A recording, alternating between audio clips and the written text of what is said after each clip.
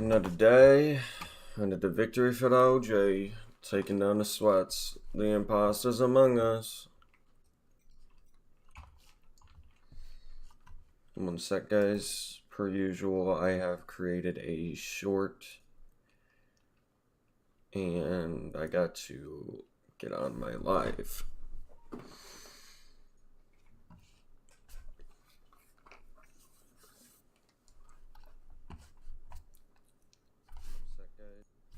Alright, let me get on here. Default view. Sorry guys, I just woke up. I usually wake up and immediately stream. I'm like really, oh gosh, I'm like tired.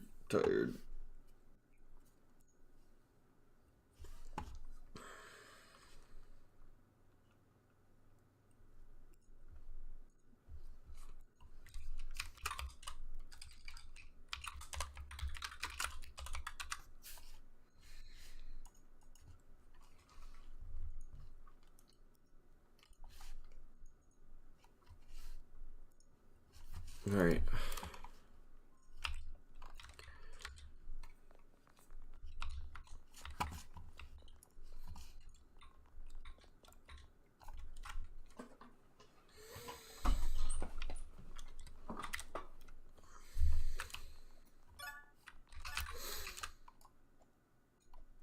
Little bacon girl, she want the Robux, little bacon girl.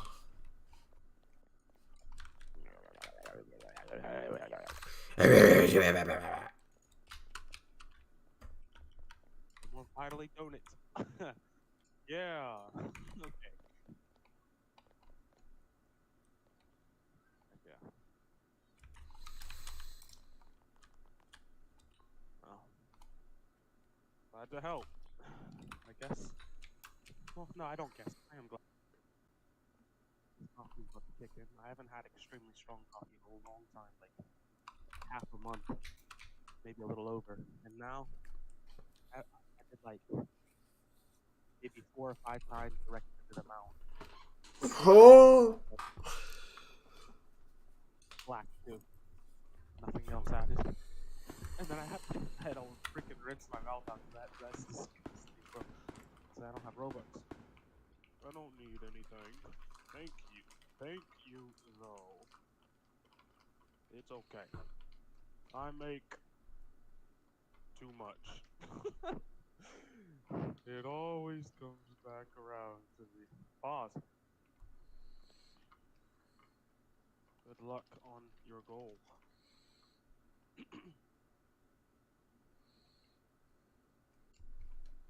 Yeah. Oh. What the hell? Goodbye.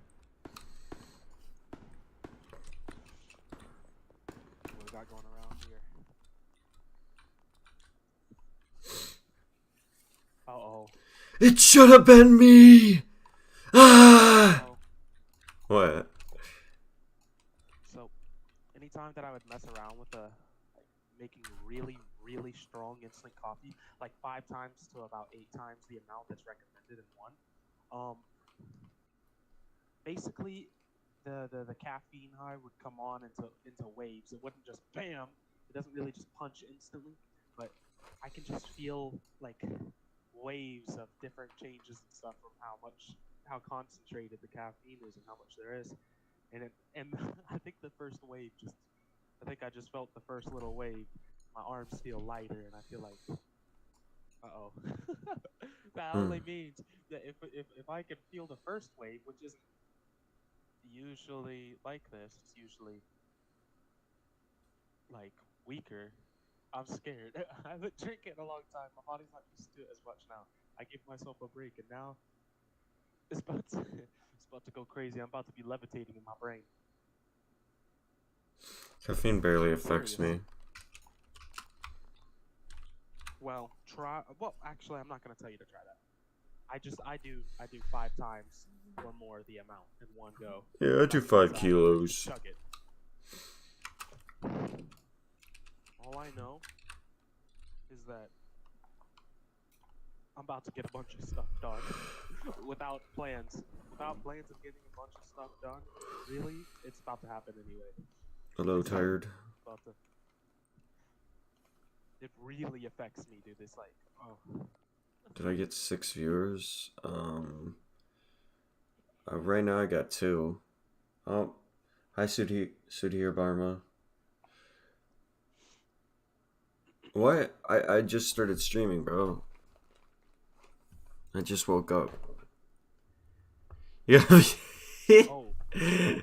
Dude, I got VC banned yesterday, or VC suspended yesterday. Yeah, dude, I get like people that sub.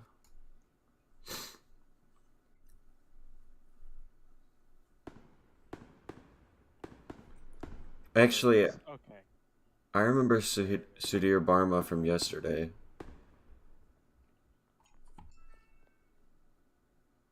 that's only like the third. I got 3 people watching right now. I'm assuming you're one of them, which is cool.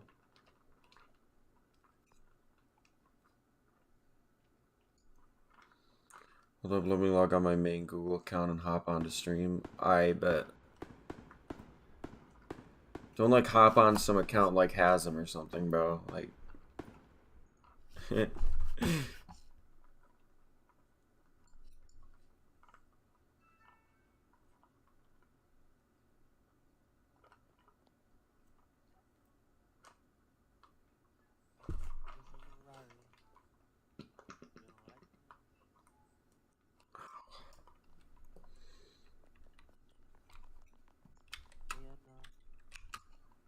Another day, another victory for the OG.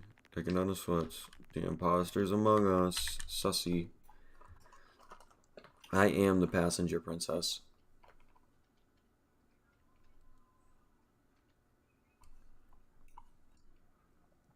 Did you not realize what you just did there? Huh? Do you not realize what you just did there? Which part? You hit the nastiest trick I've ever seen. Insane drift? Yes. Yeah. Well, as I was walking off while you were like talking to your friend about something, I was like, oh, there it goes, because now the stronger waves are coming in. So now obviously I'm gonna be hitting like some pretty crazy stuff, like slipping through here just to get into this area. A little hard turn. I don't know how precise I'm gonna be on what I'm about to try. Okay, well I missed it. What I like to do is I'll drift into the ramp, and the tail, like the back of the. Thank you, Gina Macame? Macame? Gina Macame? Sorry. I'm not good with names. Still like, what? Oh, unless you hit it like way for the sub. Oh, look who it is. I appreciate you. Alright, let's go. Oh, I was gonna try and use the tree to turn around a little faster. Bam! Hey! Oh my god! You hit a wheelie! Oh my god. Okay, I think I just got like 2 more people. Let me look if I can. Maybe they get sick from that. I'm trying to find a way to look. Sorry. Hello, no credit. A name I can't pronounce above it. Sorry, I didn't see you. I was. Okay, that's not what I meant. I'm trying to hit the flip that I usually do. Bam. Wow.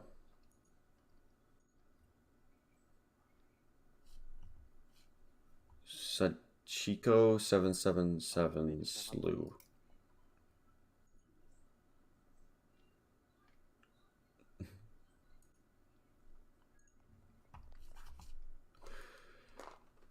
A lot of people.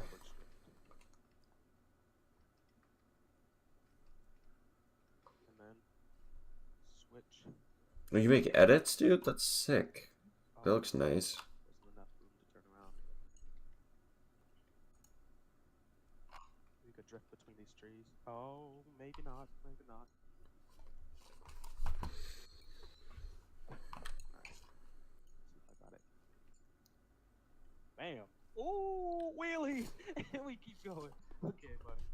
Alright. That's a tree. Like, the only tree within multiple feet of this area, and I hit it. Okay. That Peanut shows you butter. how spot on I am. Not really. It's just like, how do you hit the only tree? You got so much room not to hit it. You drive up ramps. I drift around ramps.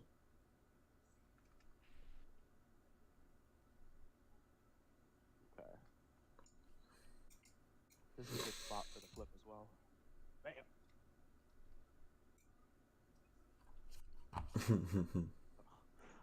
I've officially turned into like a professional please donate golf cart driver.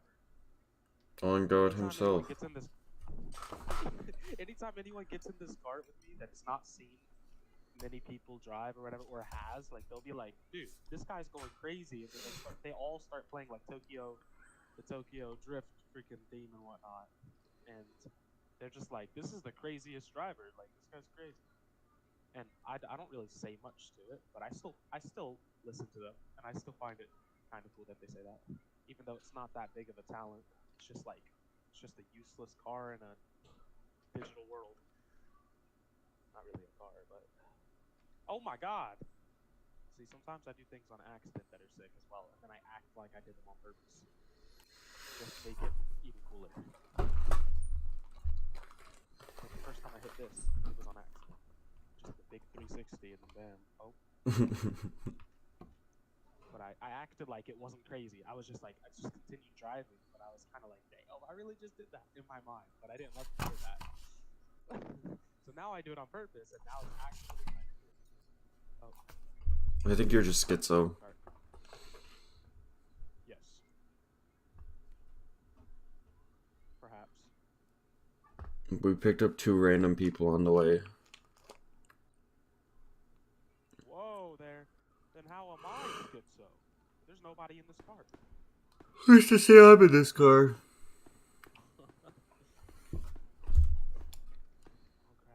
I'm a figment of your imagination.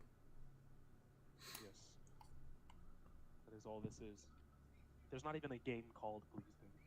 Roblox didn't even exist. Yeah, you're in the white room. And playing games in my mind. Yes, it's a white room with one screen. I'm just playing games in my mind. It's been 30 years, so the images come on strong and believable for me. Oh my goodness.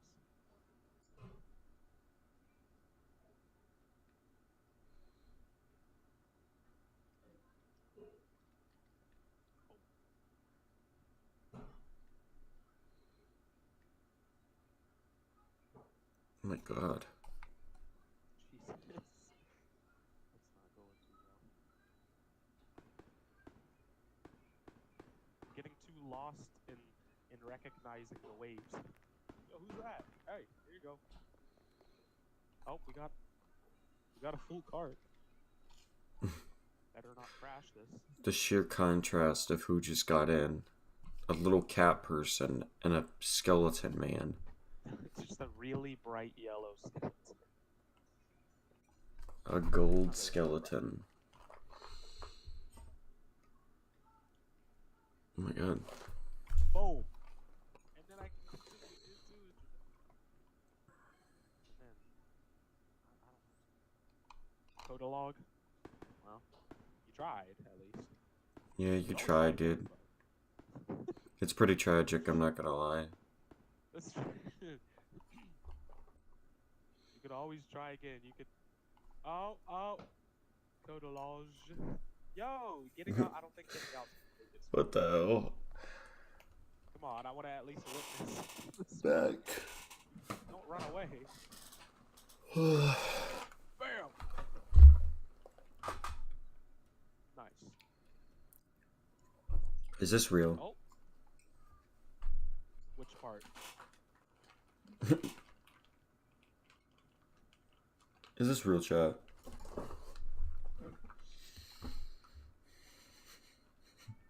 Who put their booth where a booth goes? Dang, get it out the way. Oh god, like what the hell?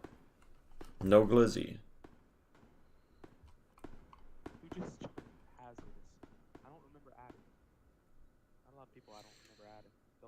they'll be like, "Hey," and I'm like, "Hi, I don't remember you." I'm just straight up with it. A lot of people like to lie and be like, "Yo, what's up? How you doing?" or whatever, like they remember the person. But I'll just straight up tell them, I actually do not remember you. Can you remind me? Actually, Astro, who are you?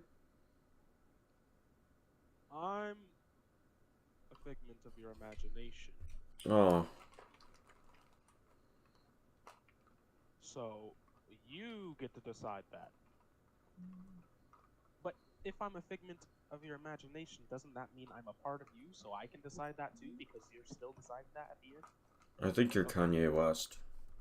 I think I'm chilling. No, I think I'm far from chilling. I try to sit up. I think I'm chilling. All right, I think I'm chilling. All right, who's? Hey, fortune teller, let's go. Yes, sir. Yes, sir. Yes, We'll be sir. drifting in the wall. Oh, no. Yeah, for real, bro. For You real. want your fortune to be told? Do you do fortunes with no Robux? Because I'm broke. Well, you have to pay first before I talk. That is tragic. What if I Also, pay you- for him? Here you go. I'll give 5, and then you tell him his fortune. Okay. So, wait, let me enter my book. Put my hand on the ball? Hello there, buddy. You're walking away. Wait, sorry, I was grabbing this so I could put my hand on the ball. Next Oh. week. There we go, I put my hand on the You gotta ball. Do the fortune. Yeah, I sense that you'll be rich next week. What?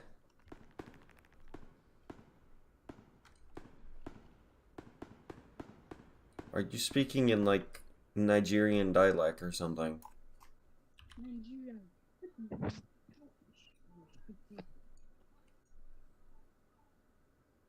What? Well, Are- that was a good fortune. That would, yeah, I W think fortune, I he guess. senses that you'll be rich.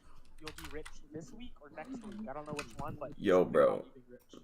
I'm not gonna lie, bro. I am passenger princess. I will fight you for it.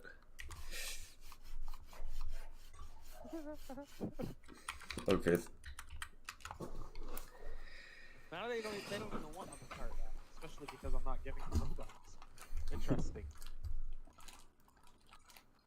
I think you just got scammed, by the way. That fortune teller was not a fortune teller. Oh, it was 5 Robux.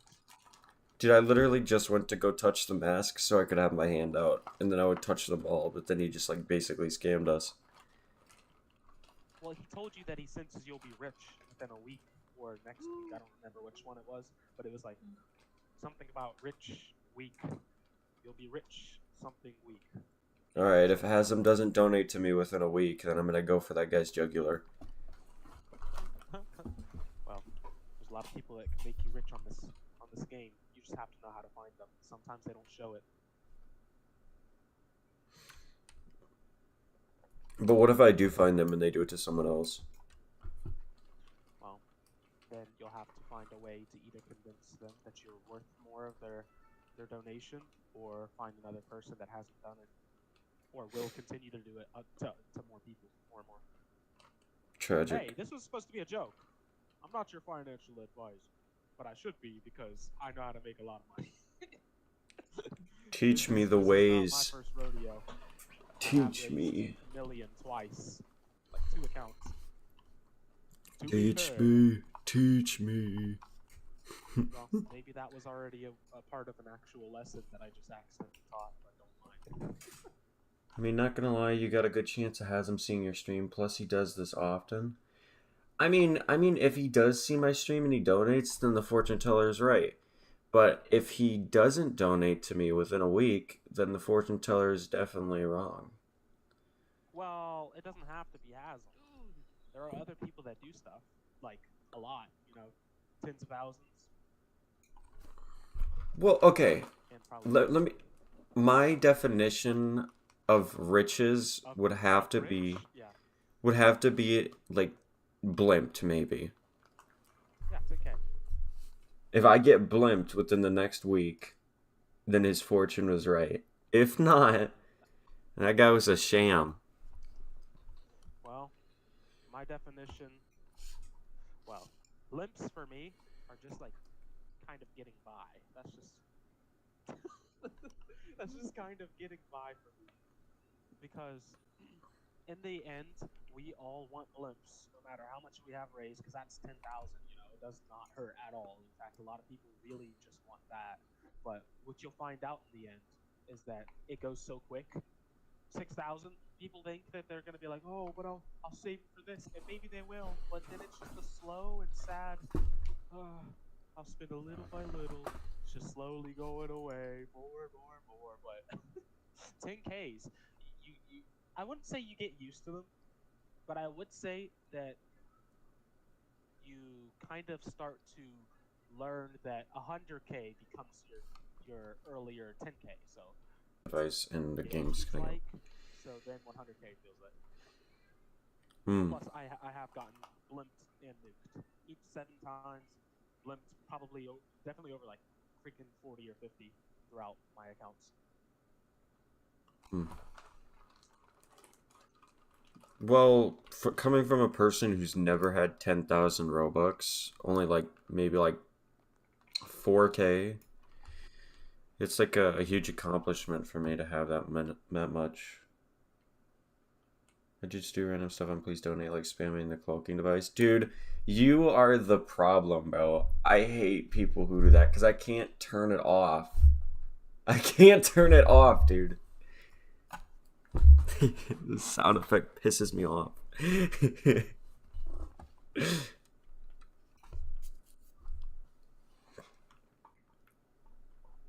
When did you make your first real Robux Astra?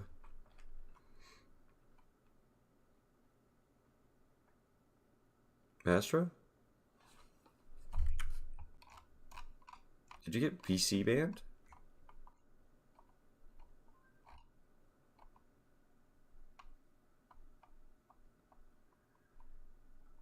Wait. You're what? Did you mute? I'm talking. Did you mute me on accident? Let me see. Mute all, unmute all. Okay, try talking. If you're talking, I can't hear you. There's not even an icon popping up.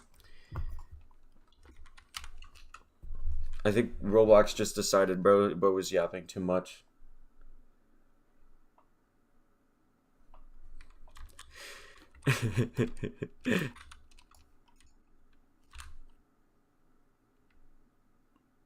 No. In terms of in terms of Roblox, bro. Not to me, bro.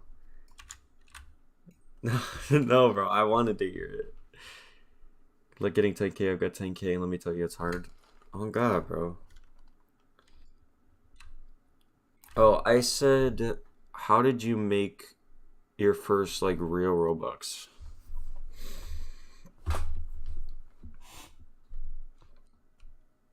I have no idea, bro. I don't know what I'm out.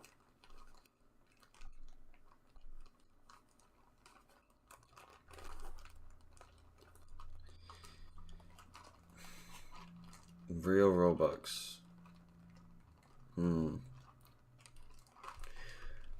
How about this? When did you know you wanted to be a developer?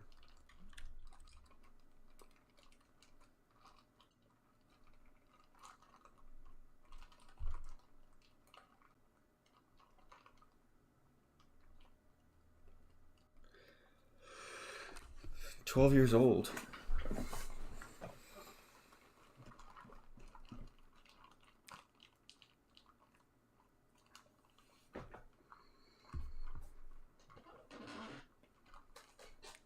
Interesting.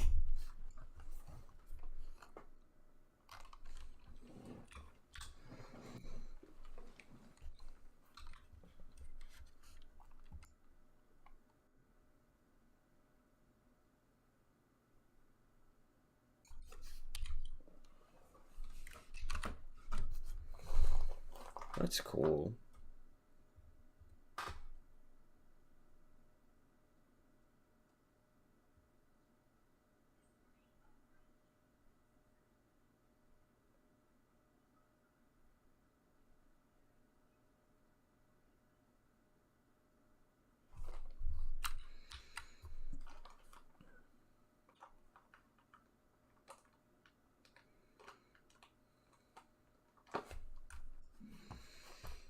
Do you want a server hop? Maybe it'll fix your mic.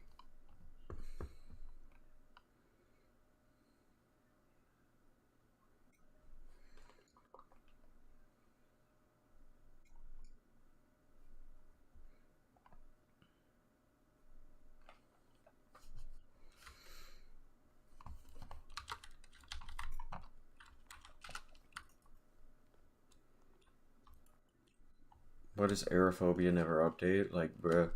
Dude, I played the first chapter of aerophobia, bro, and that book part, the book puzzle, made no sense at all. Batman? What you want from me, Bo? What you want from me, Bo? Bo? What you want, Bo? Both of these nuts in your mouth. Of course, Bo. Yeah, Bo. I saw your mic. I could hear you. Yeah. Oh, it is nice. It was worth it. Hey, that first Robux. The reason why I was confused is because there's multiple contexts. Like, my first Robux could literally be like the first time that I got Builders Club when it was called Builders Club, and then got like 60 Robux from that. Oh, But yeah, yeah. you can also mean like from someone buying something from me and then me making Robux off of it for the first time as well, which is really cool. Dude, I remember when I was Builders Club. I have like the off sale thing for it on another account. What was it? Off sale? You mean? What do you mean? They gave you an item. They gave you a hat. Oh yeah, I think they're all on sale now. What? As limiteds. Mm. Builders Club, Turbo's Builders Club, and Outrageous Builders Club hard hats. And Outrageous also has like, I think like some sort of hood and like some sort of other hat with like some sort of eyeglass thingy. I don't remember what it was, but I always got the Outrageous one that was like $20 every time. I only got normal Builders Club like twice, but all other times it was OVC for like, I don't know how many times, probably over 20. Oh crap, over 20. That's insane. Because I got it 10 times, that'd be $200. So if I got it 20 times, that's like $400. Okay. All right. Yeah. So I had people spend a lot of money when I was younger to get me that.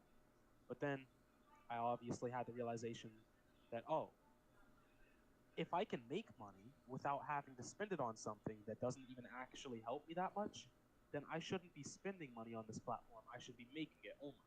Mm-hmm. So that was in my interests. When I released my first, like, right The before thing is, I don't know how to get the I code. had God. simple goals, and one of the main reasons why it was successful is because I was very undistracted. It was a bit better. Like, So it's like premium it was like that. actually fun to do the hard work, and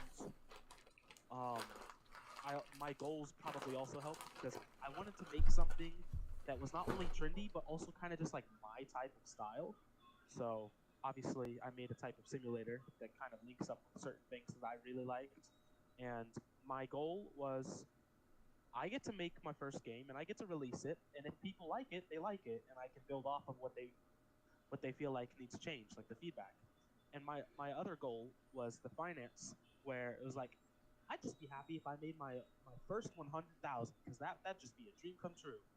I made 14 million off of it. So I made like 13, 14 million. I think 14 is kind of the range right now. I don't have a exact estimate because I've just been kind of just watching my balance go up throughout time with it. But I just kept kind of adding that together, and yeah, it's around 13 to 14 million. So I definitely got that 100K, but it kind of, it's crazy to me because I only wanted just a few people to try it out and to see if they like it, maybe a little bit of success, and then like 100K after maybe like a year or a few years. No, it just boom. You know, it just started going, and I got too lost in the sauce, so I just started getting very egotistical about all like the fans and supporters and whatnot. So everybody that was on my side rooting for me, almost everybody, not all of them, but almost everybody that was rooting for me didn't like me anymore because I had success and they couldn't relate to me because they were trying to get success, but I had it already. I wasn't trying anymore, so it was harder to relate with my friends. So one of my friends actually told me that he hates my fans and that he wishes the success never happened. I'm like, why would you say that? He said because like I don't get to play games and stuff with you as much anymore. You're all focused on this and you get distracted. You can't even play a simple game without 20 to 40 people joining, freaking out over you and getting us off topic. So I kind of felt for that. So I didn't instantly like unadd him or anything. But oh man, that type of stuff that will happen. Like a lot of people don't understand that the people that are rooting for you, not just that, but like everything that you're used to, it's gonna change along with those that root for you. They're either going to change for the better or for the worst, or at least it'll feel that way. Because a lot of them are just gonna be quiet. They're just gonna be like, "Oh, that's good that it worked," and they're not gonna be as happy and as cheerful as they acted like they would be for your success and everything. Dude, it's like it's kind of a mind game. So, if you with this streaming thing that you're doing, I think it's good because regardless of whatever happens and whatever kind of ties get knotted up and whatnot regarding like people who are rooting for you, if they they kind of betray you or whatever. Regardless of whatever happens, if that happens, it's good that you're building something up because it's not about them; it's about you. So when it comes to building a community and everything, some of the strongest advice I can give you towards that is try and keep it. Don't ruin your reputation. Don't try any fresh starts or anything. Just try to build your community up and build a name for yourself. But remember that the caution is a very, very good thing to have on your side because there are going to be a lot of people that want to be around the success and to make it their own. Oh man, I only found out just how many people were only around me just to try and get something from my success. But when I made it only my success and didn't when I didn't kind of like make them the co-owner or whatever, make them just as successful or whatever, they get full of envy. They're very jealous and they'll treat you like you're selfish even though you built your own thing up. So what just hopped on the back? Hello. Yeah, it's Mixter. He's a friend. Heck yeah. He's trying to build up his YouTube channel as well. Oh, okay. Interesting. I met him in this game. I think I only have people added that I met in this game nowadays. It's my troll kayak avatar. Oh, that makes sense. KSR, yeah. Huh. I don't know. It's a lot to process.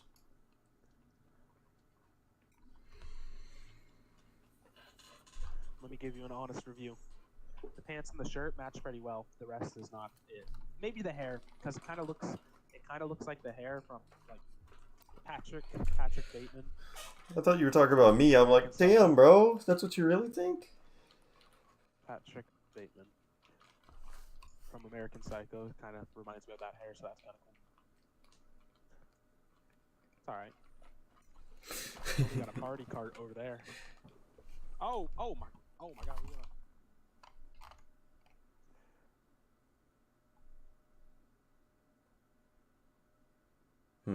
So your first game was a simulator? Yes. Damn. I guess there's a lot that goes into coding a simulator then. It actually only took me 4 hours, and then like once the framework was done from 4 hours of my time, out of all that time I was studying and trying to figure out what the best course of action would be for my first game, it took me like 4 hours, and then every time I wanted to update it, I would just color the grass different and play different music for different holidays, and I made like 10 million off of it instead of just 100K like I wanted. So it's like it's all right, you know. It got up to like 4 million visits and then eventually died out because I didn't treat it good. but you learn. You learn once you actually try. You're not gonna learn if you don't actually take that step forward. So, Bro, regardless, why are you What's up? one? what the? Why are you one day ahead of me? Oh, I'm built different. Oh, built different. Okay.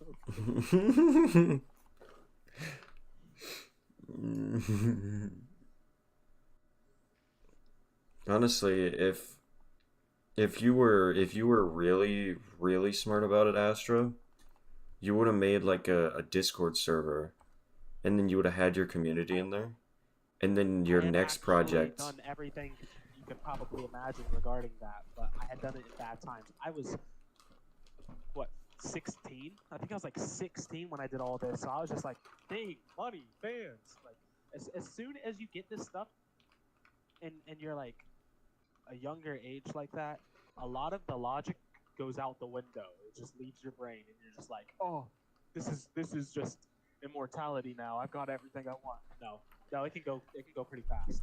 But I built communities and whatnot. I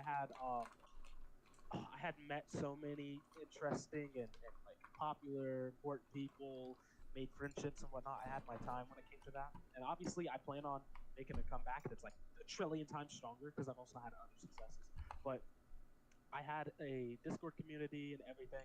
I think I built up like maybe 3,000 members in it, which is it's not amazing considering that I had like the thing is that I had like a million different people that played.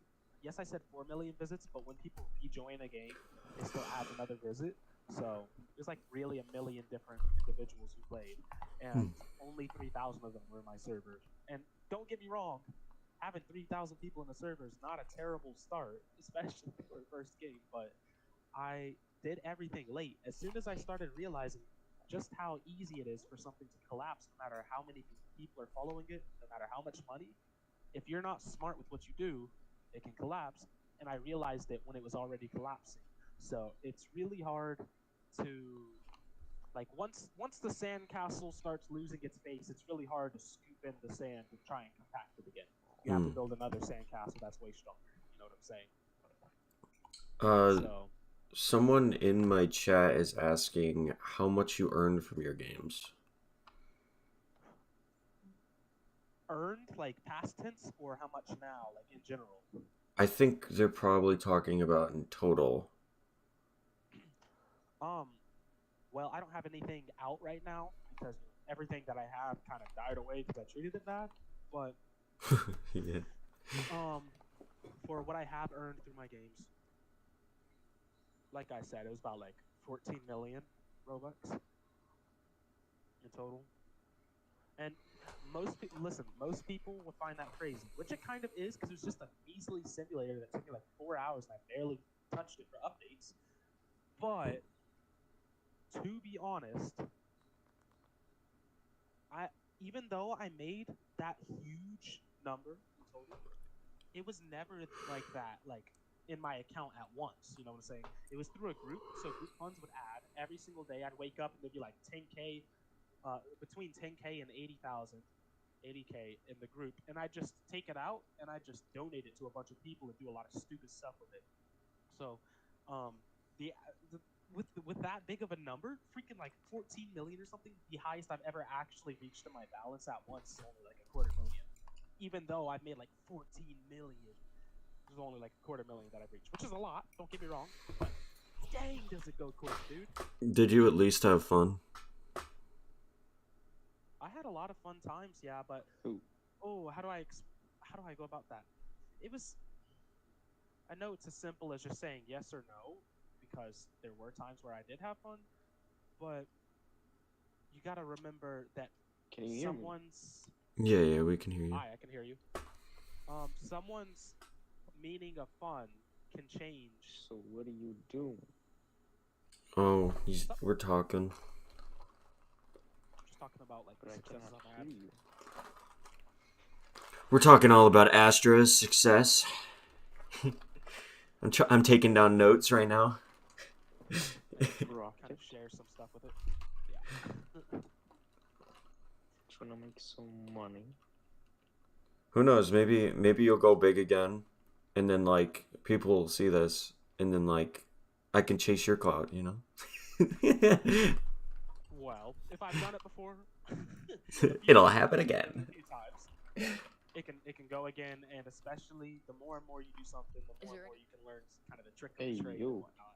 So So this dude is trying to help you teach your game, like, Oh, I or I was talking to him about it, but like he's not really he's not really helping me with my game. I'm more or less just like talking about like coding and stuff because I feel like the more are you people good? I can talk to about that, like the better it is, and like the more I can learn. No. Are you good at it? I've done At that. coding? That's how I learned better. You build up the amount of people that know different ways and how they do their own different code, and then you get to build up your own unique kind of character. Are when it you comes to good coding. at coding or not? Which one of us? I think he's talking to you. I don't think he can No, hear I'm me. talking to you, bro. You're talking to me? I'm like, yeah, I'm like, why are you so quiet? Um, I I wouldn't say I'm good at it.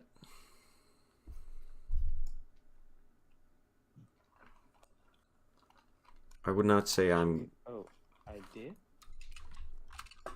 Bro. My bad. Did you? I don't. Did you have me muted? I don't know script too My much, to bad. be honest. I would say It to was not give up on it was a development. mistake.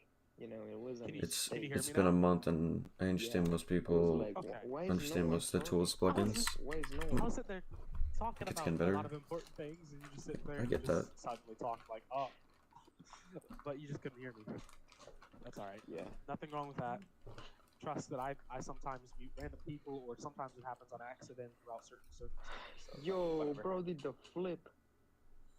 There's so You much. casual- Sometimes I forget that I'm just casually doing flips and insane tricks, and then just talking like nothing's happening. Bro, Sorry. nah, Sometimes nah, I lose nah. touch like that. There's such an Okay, expansive trust. knowledge of like scripting.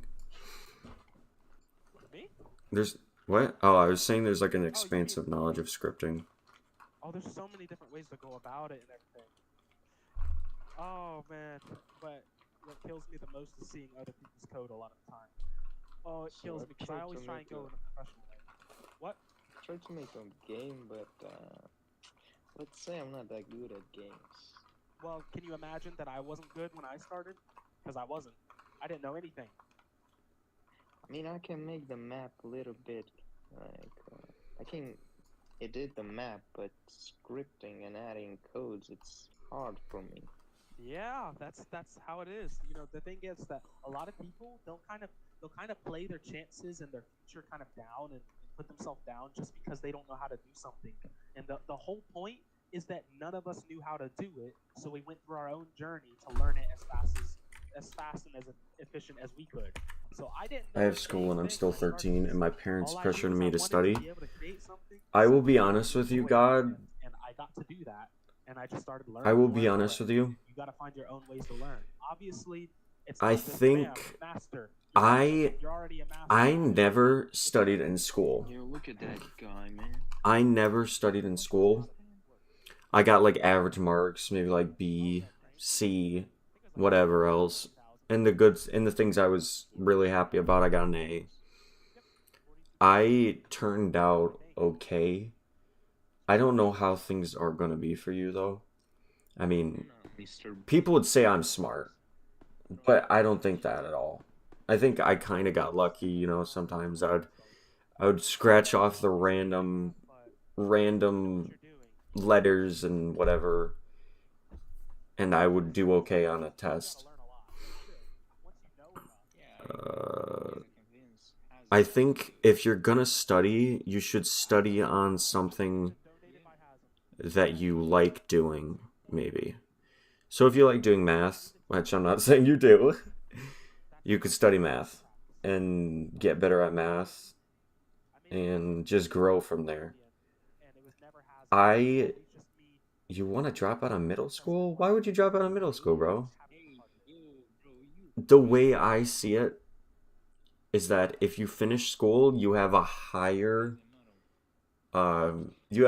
minimum of getting money than a normal person. You really want to do development? Well, here's the thing. If you're going at development, you're gonna need a team too. How are you gonna fund your team? You're gonna need to get a job. But then the jobs you get if you don't finish high school are gonna be trash compared to the ones that if you went to high school. You can't finish college?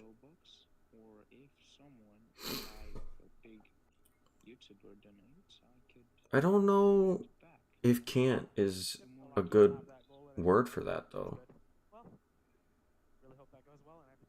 Anybody can do anything.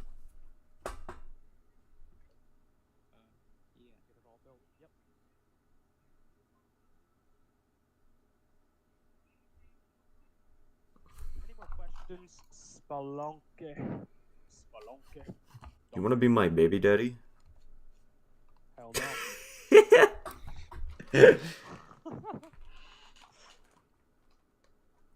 Alright, then I have more time.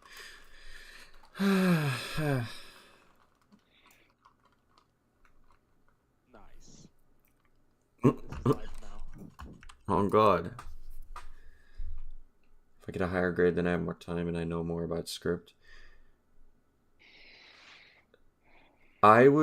There's also the aspect of like not putting all your eggs in one basket.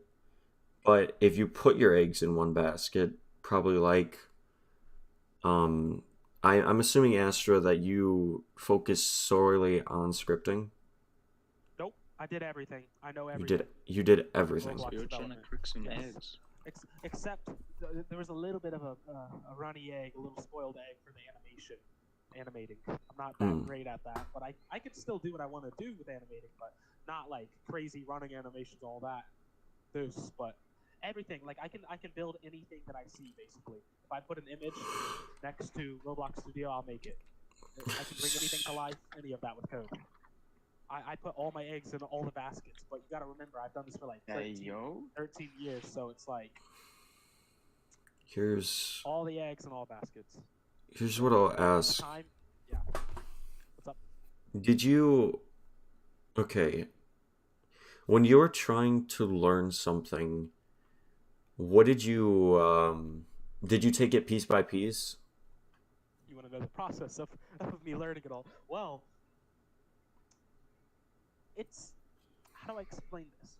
With coding, you have to take it piece by piece because you have to learn what certain things mean rather than just saying, oh, this goes here just because I see someone else do it.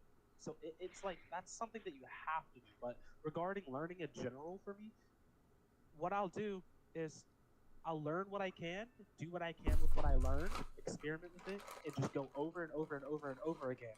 And eventually I get something pretty great out of the product of whatever I'm making, whether it's a project, a test, any of that. So it's just like, some things with coding, it really doesn't matter that much if you really know how to do certain things. There are certain things that you don't really need to know how to do because they're as simple as copying and pasting. And as long as you have a general idea of what it is, you don't really have to code it every time. So one of the best things that I could recommend to anyone that's learning to code is get it out of the way, like get the understanding out of the way, like already, like just kind of try and wrap your mind around the thing that you want to use. But if it's something as easy and as small as like a few lines that you could just copy from anywhere and paste it, you should probably be focusing more on the larger systems like shop systems, character selection, all these different things, these systems. As soon as you start learning enough of the piece by piece, you can start, kind of chunking them together in like very rough ways to make a big system like a shop. And my very first shop, it was very exploitable. Anyone could like steal something, and not pay the right amount of coins or whatever because I didn't know anything about the security. I just knew how to make something take coins out to your account and give you something when you buy it. So it's always going to be rough. Sometimes you'll have moments where it's almost perfect first try for certain projects, but it's very likely that a lot of things are going to be rough. And don't put yourself down because of it. You should actually be looking up to it, even if it's rough, because you actually made something that functions, even if it's not as secure as you want it. It's progress. So, Yeah. bit by bit, yes, but also don't just sit there and watch videos and then write down the code in Roblox Studio. You want to actually have a goal in mind when you're making and working with these projects and whatnot, and learning. So let's give I'll give an example. If someone shows you how to script a door that swings open using tweening to spin the door, kind of spin it on the hinges and whatnot, you don't want to just sit there and type the code and then just try and understand it and not actually have a door. And you also don't want to just make the door and copy what he did without trying to understand it by tweaking your code and messing with different things that happen, like the speed, the type of tween style. Does the door make a kind of bouncy effect when it opens really fast? You know, you got all these things to kind of add your own personal touch to learn. So I really suggest when you're learning through actually practicing, don't just copy someone and try and wrap your head around it. Use what they teach you to create a rough draft, a rough product, and then start kind of messing with it, you know, adding your own touches and changing it around. Because then you'll start to figure out, oh crap, this does this, and then you're gonna remember, like a few days later when you want to make something else, oh, you can just do that, and then blah blah blah, you know, everything pieces together bit by bit, more and more. So always add your own touch when you're working and learning. Otherwise, it's gonna be harder to find out the things you should probably know.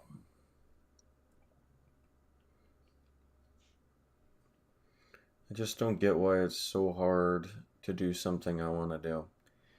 That is just normal. That's always going to be the case. And like, Correct. And I think coding is a really big example of that because you're always going to have an error. yes, You're just going to have to keep working on it.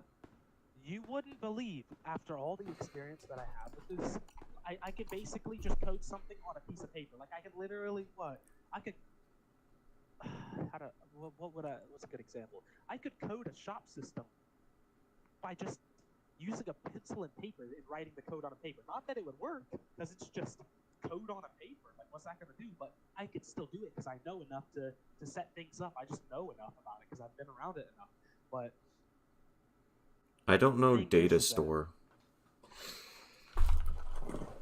that's an interesting thing to get into. In fact, certain things you're not really gonna need to remember them because they're gonna be everywhere online. So, like data store, for example, I've got a general idea on how data store works because I've messed with it, but it's kind of as easy as learning how to, like, you just kind of just either take someone else's code for the data store or use Roblox's example code, and then just start tweaking with it, like making it your own type of thing. Like if you have a specific type of coin with a special name, you're gonna need to adjust the data store code so that it saves that specific coin. It's all about messing with things and kind of tweaking them more and more and more until you just have a general understanding entirely. I don't code a data store anymore. I used to mess with it because I wanted to know how to code one, but there's not much of a point because people have like better versions of it, and all you have to do is kind of set it up and tweak things to work your way, and then bam, your data's safe without you making the entire system. Interesting. Don't worry too much. Don't worry too much about what you don't know, because that was one of my huge things. Listen, I really, really hated that I didn't know every single thing. I really hated that there was still stuff left that I didn't know. And it got to me, and I just kept wanting to learn more and more and more. And still sometimes things would fly over my head. But one of the most important realizations you gotta have is that it's not that crazy, bro. Just figure out how to tweak things.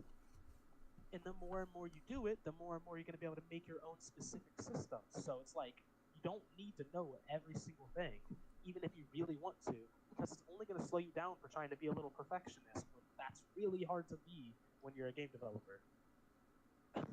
So all I can say really is instead of worrying about learning it immediately, sure you can give it a few tries, but if it doesn't click, don't go crazy over it. Don't go crazy over it that you just can't figure it out. Just use another person's code that's secure and then start messing with it and see how things work. Look at the errors that you get. Look at what works, look at what doesn't work. It's so important. It doesn't have to be all that crazy. I was so obsessive over learning every single aspect about it because I wanted to be the best out of all of my friends. The best coder that I knew that did things that I didn't see any other Roblox developer do, I'm pretty sure I'm better than him now. And sure, it's because of obsessing over figuring out every single thing and trying to be the best. But sometimes being the best isn't just knowing everything. Being the best is how you apply it, how well you can do it. Efficiency, the customization abilities and stuff, the modularity, which is, I don't know if you know what that means, modularity, but it's like how dynamic is your system where you can just add something or change something without it all breaking or needing to be remade. See, it's not just about knowing even more. Knowledge is power, knowledge is key, yes. But knowledge isn't just about learning. Knowledge is about using what you've already learned to create new things or new methods to be best. So seriously, don't stress about data store. If you want to learn it and you have a very specific sole purpose to do it, go for it. Don't go crazy over anything like I did.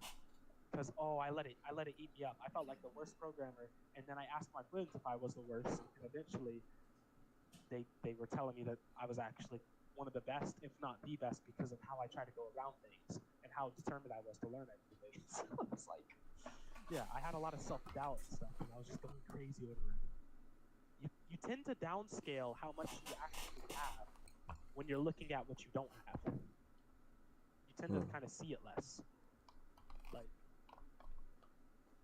if you have 5 gold bars in a game, and you see someone that has 200, the more and more you look at them, the less and less you'll think of yourself, even though you worked really hard for the amount that you have.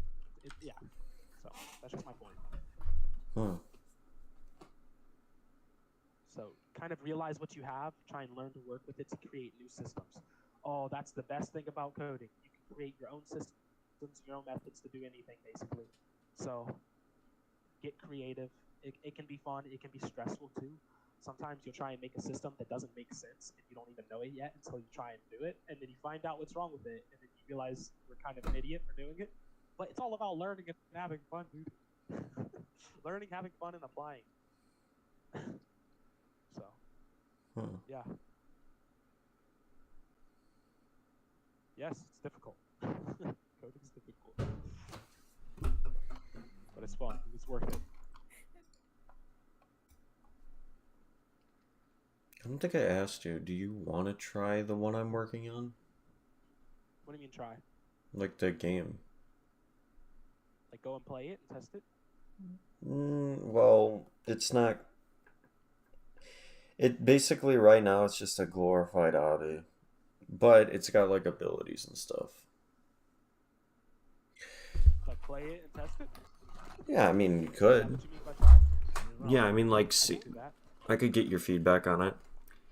I mean, I kind of... I'm probably one of the best people to give you feedback. I'm not gonna lie right now. I got a lot of knowledge on what people like in Roblox, dude. Oh, too much of it. So yeah, I could definitely give you feedback. I found, what was it? I saw a video where this guy was, like, rating people's games, and then I saw this, where you, like, hang onto the wall, and then you can jump wall to wall. I saw that, bro, and I wanted that in my game. I was like, damn. But, like, I don't know how to go about it, so obviously I gotta follow, like, a tutorial and see what people do. It's like magnitude, ain't it? What do you mean? Like the, Ways to, like, what do you mean by magnitude? For what exact thing are you talking about for magnitude? This guy followed, like, he did velocity. He set, like, his vector to a new X, Y, and Z. if you jump. Okay. I think jump off the wall. I think so.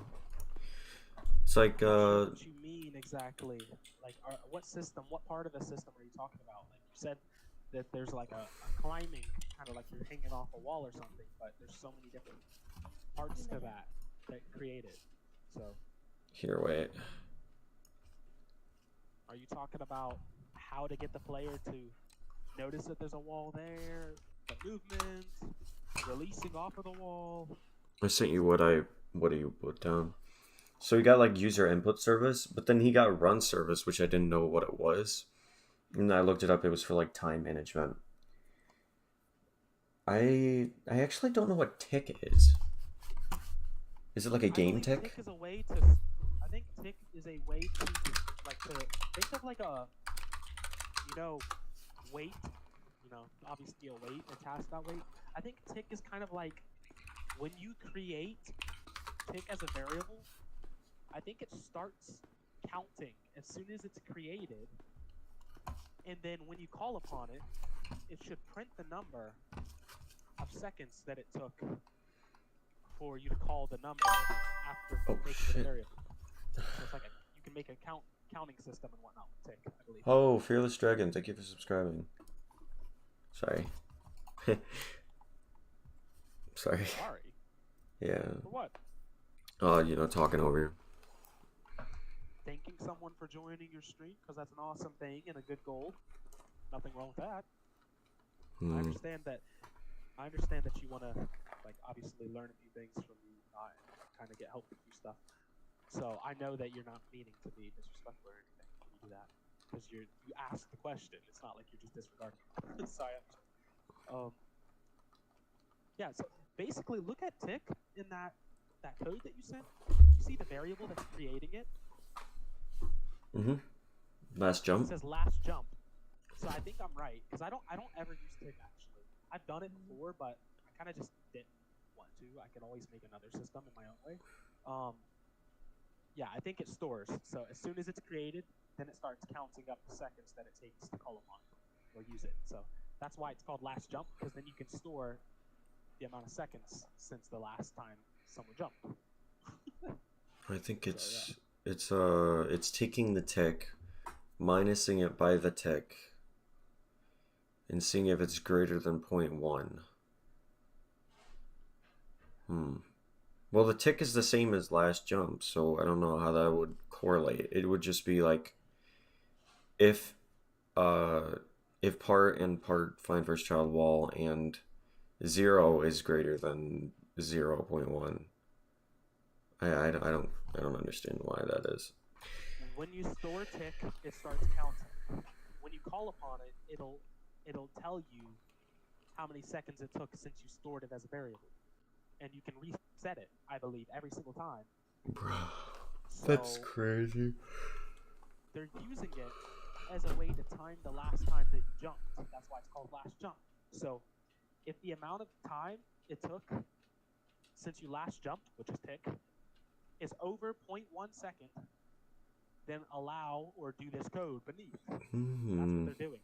They're kind of using it in that way, just as a timer to check when the last time is that they jump. That's why it's called last jump. Yeah. So the tick when you call it minus the tick when you stored it is greater than 0.1, and the touch part is humanoid root part, which is the player.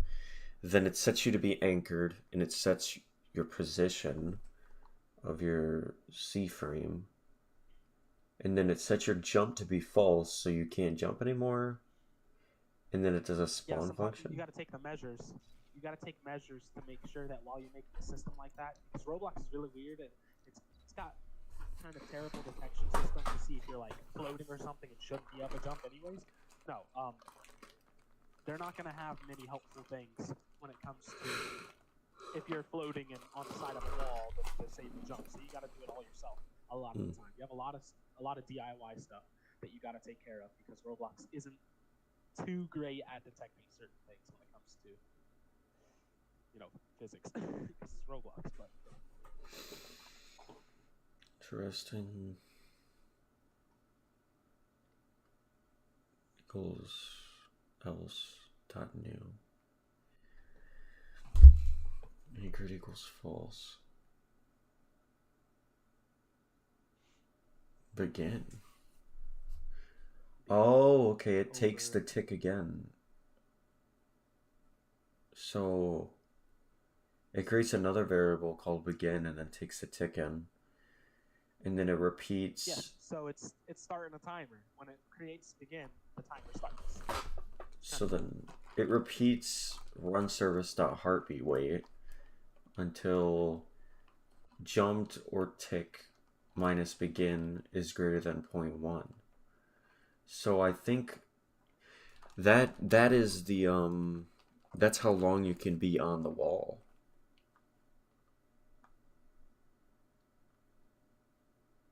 Huh. Perhaps. Yeah, you can definitely set up a system like that using ticket. So you might be right about that. I'm not looking too deep into it, but I do know that, yeah, clearly they're starting two different timers to measure either since the last jump or how long are they on the wall, like you said, like the maximum before they release. So I think I could like if I was trying to change this, I could literally just like get rid of his like anchored equals false and then like slowly start dragging the player below the wall.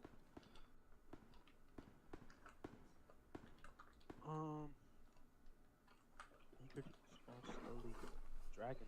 I'm not entirely sure the exact system that's in your head, so it's like basically when it comes to this stuff, you just gotta do what you feel, but make sure that it makes sense and really try and be sure that what you're gonna try and create isn't way more than you think it is. Yeah.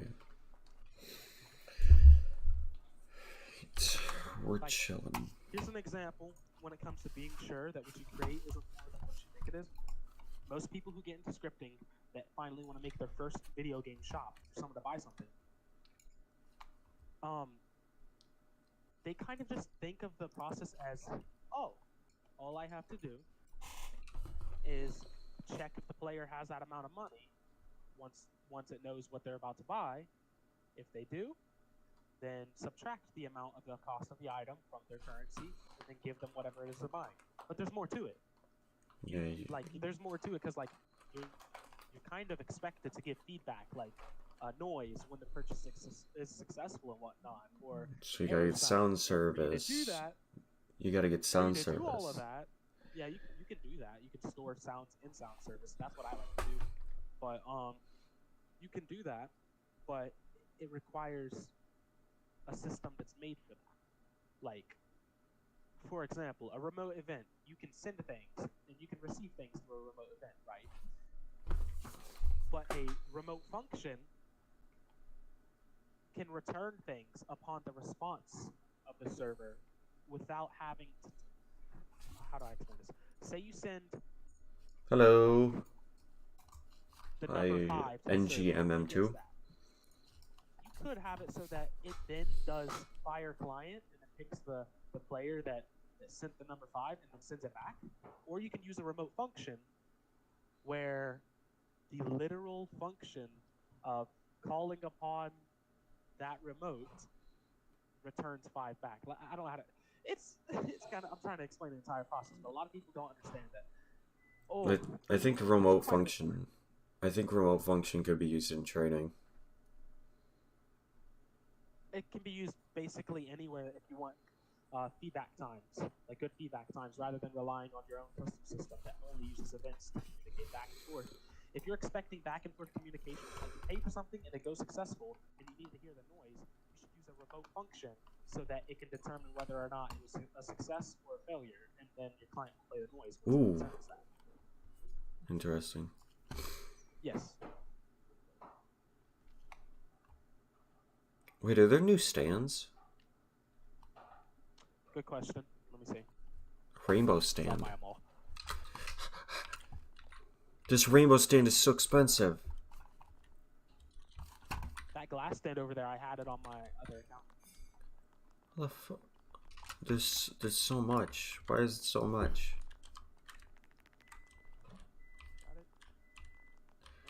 It's so expensive. No, I don't. Why is it so Yeah, expensive? I reached 500,000, like over 500,000 donated, and that's only the time that I had 100K gift bucks to get this one. So It's so expensive, but it was bro. a big waste. It was stupid because, sure, it's cool, right? It's a glass stand, but you gotta realize nobody really cares that much because they're gonna be passing each stand, looking, and then yours is gonna be somewhat invisible, so it's gonna be harder to notice it, and that's where it went wrong, and I realized it was a mistake. I bought Glass this. stand is terrible. I bought the campfire stand.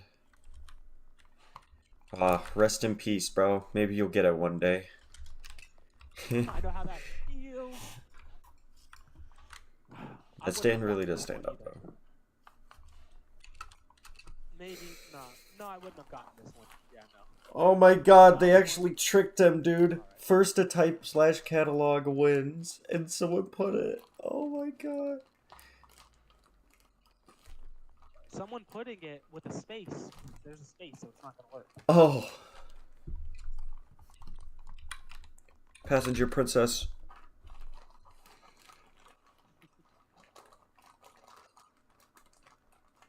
Bro, it sucks because I want to help you with your stuff, but like, I know that you can't trust me, and I know you're a solo dev. It's like, oh my god. When you say help, what's your general idea? Like, what's the image in your head when it comes to wanting to help me?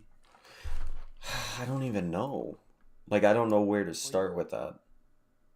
I don't even know what you have. That one of the most important things before you start determining if something is sucky or negative or sad is to try and understand what it is exactly, because you might actually prefer a different way of helping than what you're imagining.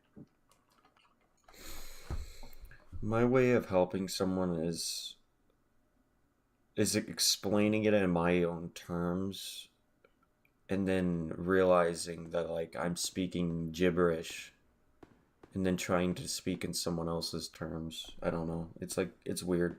I tried to explain coding to my friend, but like he wouldn't get it at first, and then I was like, okay, well, Susie, you know, like, Yeah, I know what you're talking about. Susie, what was it, apples or something? yeah, Susie takes in 3 apples, and Susie wants to eat 2 of them. How? Hey, you said 200. 200. It was 200. Oh yeah, that one guy, the fish guy. But yeah, Stop driving. my issue when it comes to all of this, actually, it's not really an issue. I don't know why I called it an issue. I need to word it better.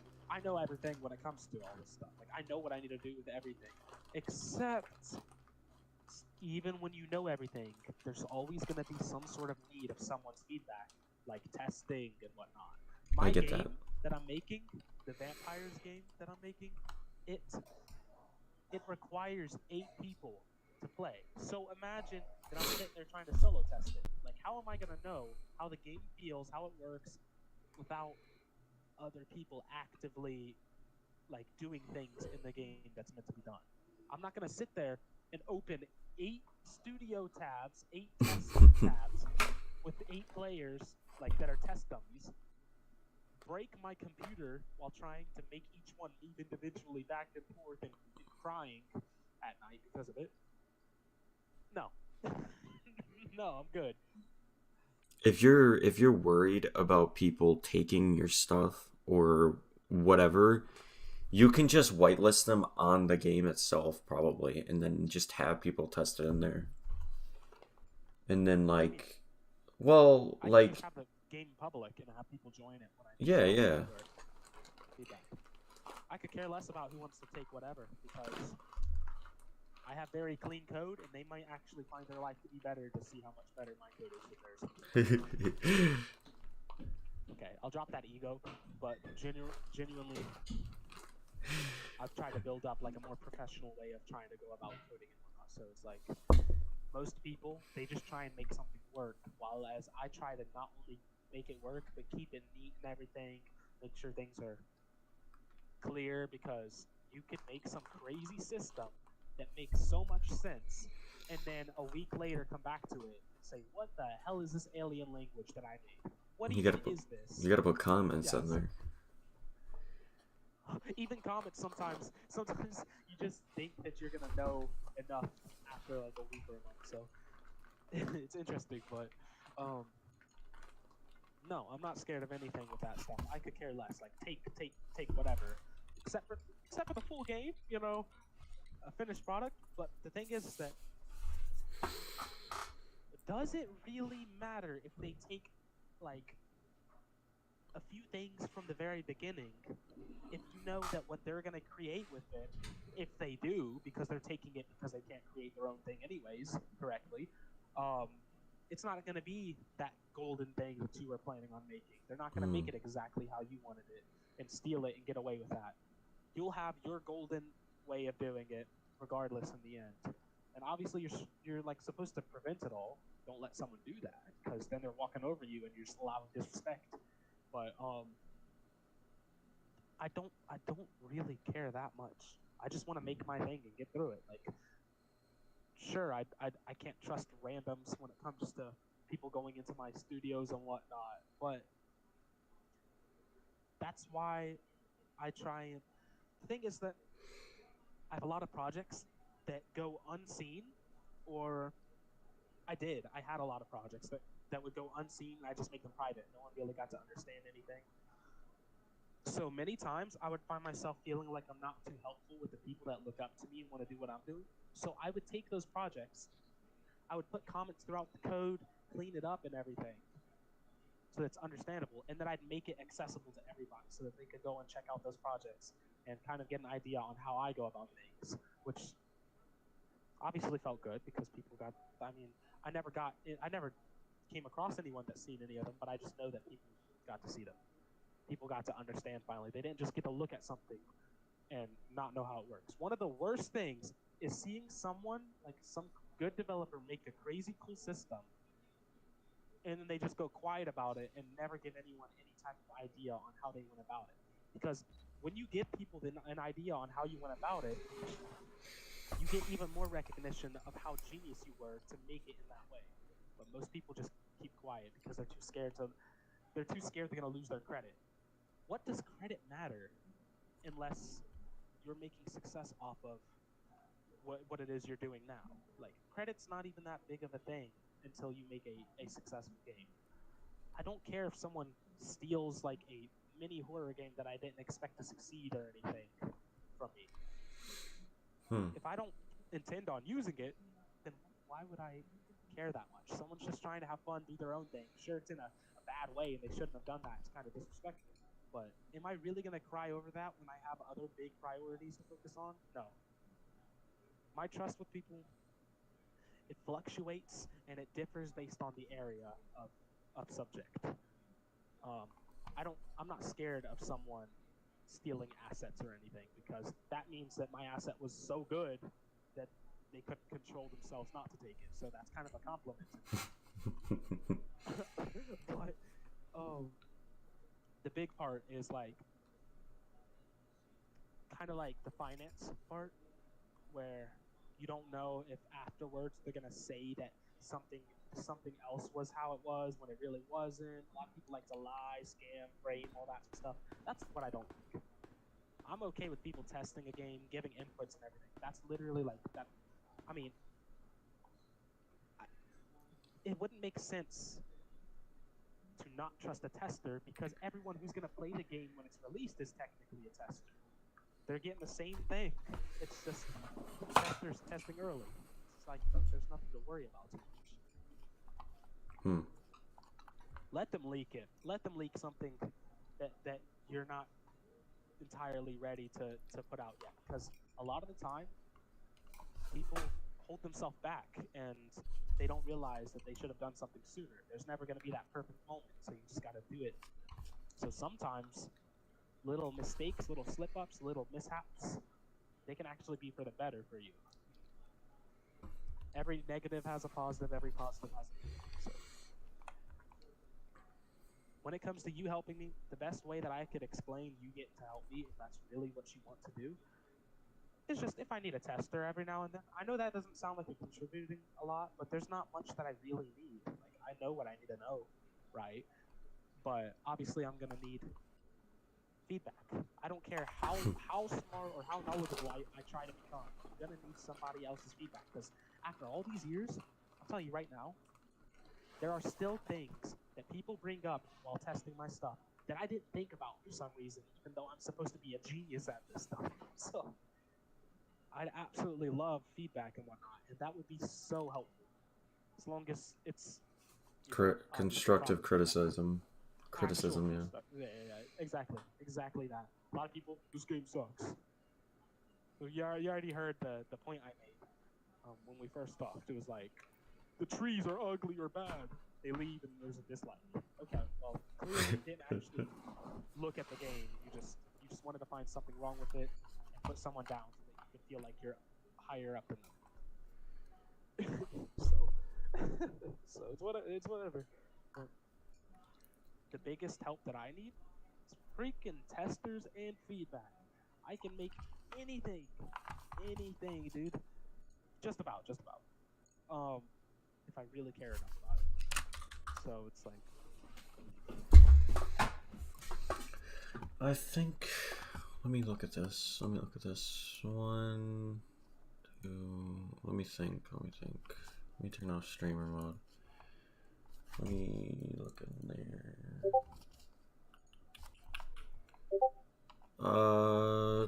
2, 4, 6. Okay, well, I mean, I have. Okay, it's a murder mystery type game, right? okay. It's a murder mystery type game. You need 8 people to play.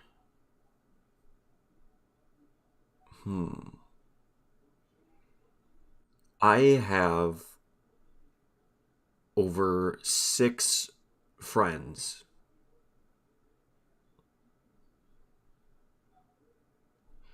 I don't know if they'd want to try it.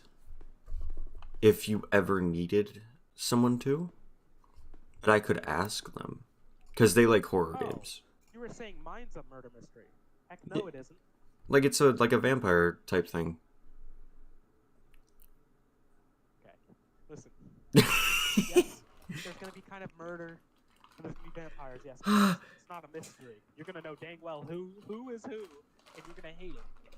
But not in a way where you dislike the game. But you're just gonna hate it because I'm gonna try and make it so that every time that something's after you or you hear a noise, you're freaking on the edge of your seat, terrified, or at least not so much that it's not satisfying. It's supposed to be satisfying, but it's also supposed to be, ooh, this is actually good. I'm kind of scared. Blah, blah, blah. You know, not murder mystery.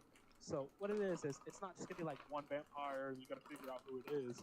There's 8 people. It's like an 8 people thing, right?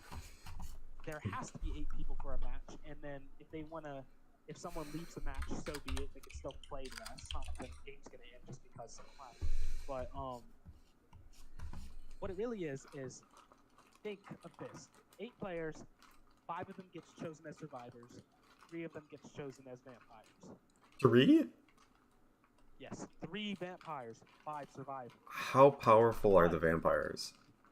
That depends.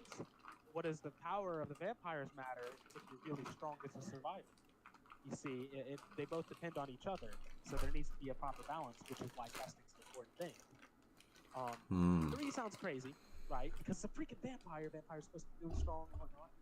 But there are many, many creative ways you can go about balancing out 5 versus 3 vampires. Like, for example, I was thinking it'd be really cool if you could hold a lantern, like some little oil lantern in your left hand while you do other things. And while that lantern's lit, there's like a ring of light. The range of which that light reaches from the lantern damages the vampire. But you have to keep maintaining the fuel, the oil and whatnot to keep that lantern going. Otherwise, certain actions can cause the lantern to go out and make you even more vulnerable. And the light doesn't do any damage or whatever. So it's like, if you got 5 people, this is like a strategy. You gotta think. There's 3 vampires. There's 5 of us. Anybody can think, oh, we could split up or stick together if there's just 1 vampire. But when there's 3, you're given no other choice but to be even more strategic about it. And You either one person can be alone and all 3 vampires can gang up on that person, or it could be a whole group versus 1 or 2 or all 3. It's like there's so many different ways to go about it. And the truth is, I don't want to worry too much about how it's gonna go, because I just need to get the system down, a general system down, so that I can start adding and changing things around to make it a satisfying game. I don't know entirely how everything is, but I was explaining it to my friend one day, and he said, "Ooh, that sounds cool." I'm like, "Yeah, it does, better than most of my ideas," which I do have really good ideas, but it's still really good.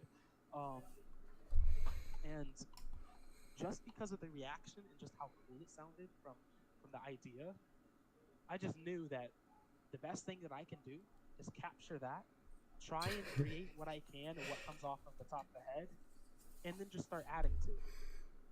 I can imagine like the vampire just sitting on the other side of the light, like, I'm gonna kill you as soon as this light goes out. Like, he's just standing there looking at you. All you see is the person sitting there, like just kind of following while you have your lantern lit. They're just like right on the brim, like of touching the light. They're just ready for you to run out of fuel or something. There definitely needs to be actions to like be able to put like a little bit of the lantern out for the vampires, though. Because Yeah. So I was about to actually tell you that. Instead of it just being, oh, they'll all just survive by just refueling the whole time, I think that if you do very, very important actions, like stopping some sort of special source that keeps the vampire stronger coming back or whatever, however I'm going to have that system, it should put out your lantern for like 5 seconds, and you have to start running until it can light again. So they'll say your lantern's been like put out for 5 seconds for performing this action, and it'll be like a better way to say it. Say you. I think a really cool thing about it is the main idea is to do what the objectives say regarding no longer letting the vampires thrive, and then trying to survive and get out safe. And then there would be other objectives that give your team a massive multiplier, but it's really hard to do them without getting killed unless you're smart about it. So let me give you an example. Say you gotta shut off a bunch of stuff and change stuff around and then open up an escape, right? Your team wins if you get out, right? But the thing is that say that there's a objective that you could do that you don't have to do, but it gives you a huge multiplier when you win. And that's like you're going around the map and you find one of the coffins that the vampires spawn from. They're not going to be very easy to see. They're going to be a little bit difficult to find, but not like stupid difficult. You can come across it. Now you can go up to that coffin for a big multiplier at the end if your team does win. You hold E on it or do whatever action it's going to be to destroy the coffin. And then it's going to make a very loud sound. It's going to highlight you, and it's going to put your lantern out for a certain amount of seconds. You better start running, because every vampire will see where you were when you did that, because you're getting that multiplier, and that gives you kind of like it's just like the boost of confidence that your team not only got that, so they want to take you down because you just did that. So certain big actions and important actions. Yeah, obviously there's going to be a way to put that lantern out so that you're more revealed and it's more crazy to try and do big things. Because that's kind of how it is in life. A lot of big things, like a lot of big rewards, take big risks. And destroying a coffin, being highlighted for every vampire, and having your lantern out for a certain amount of seconds, that's a big risk for a big reward. And people like big risk, big reward, especially if they get away with it and they want to do it again with a friend or something. I wonder if I've got a lot of psychological things behind it. I wonder if like you're probably not going to script it this way, but I wonder if like 2 people had a lantern together and then they like were on top of each other with the lantern, if it would do like double damage to the vampire. Well, if I make the system in the most natural way possible, then yeah, that's it would kind of automatically do that. Just think of it. one person has their lantern range. They start getting, like, the vampire starts getting damaged a certain amount, the usual amount. Another person has it. If the vampire walks into both of them, does it not make sense that both of them are going to do crazy damage? And that makes it even better to stick together as well. That adds more strategy, does it not? Say that you're really close to people and you're walking as a team. Basically, if there's like 5 survivors right, like, within the range of each other, all it takes, like, that's just going to be 5 times the damage, basically. I 5 times the damage. I So already know a strategy, like, bro. I already know a strategy. Just corner the vampire. Just corner him and just start corner heating the him up. vampire with all of them. Just start Up with like imagine you're in a hallway and there's like 2 people, one on each side. Just corner the vampire. But I think because it's a vampire, it should have like abilities like dash. So it'll just dash through it really fast. It might not be unscathed. It might get a little damage because it might have touched the lantern radius. But you know, it's just like obviously there's certain ways to go about that. But Cavalry should be able to like, turn into a bat. That would be awesome. if you have like 4 or 5 people in a hallway, and there's just one vampire, and he's just in the wrong spot, all of them can run at him at once. It's like 5 times damage, and maybe one of them will be risked and sacrificed, and they'll die. But the vampire is gonna take most of the hit because 5 people's lanterns causing burning and whatnot. Yeah, crazy. Imagine if like there was a small chance of like being turned into a vampire. Like infection. Let me think. Interesting. I mean, like it's like kind of like a zombie villager from like Minecraft, you know, like on normal difficulty, like they rarely get turned into like zombies, but like on hard difficulty, they always get turned into zombies. So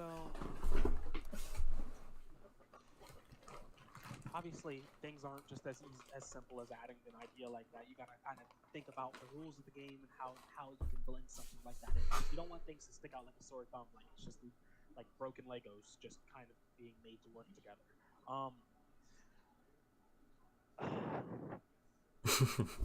Think of this.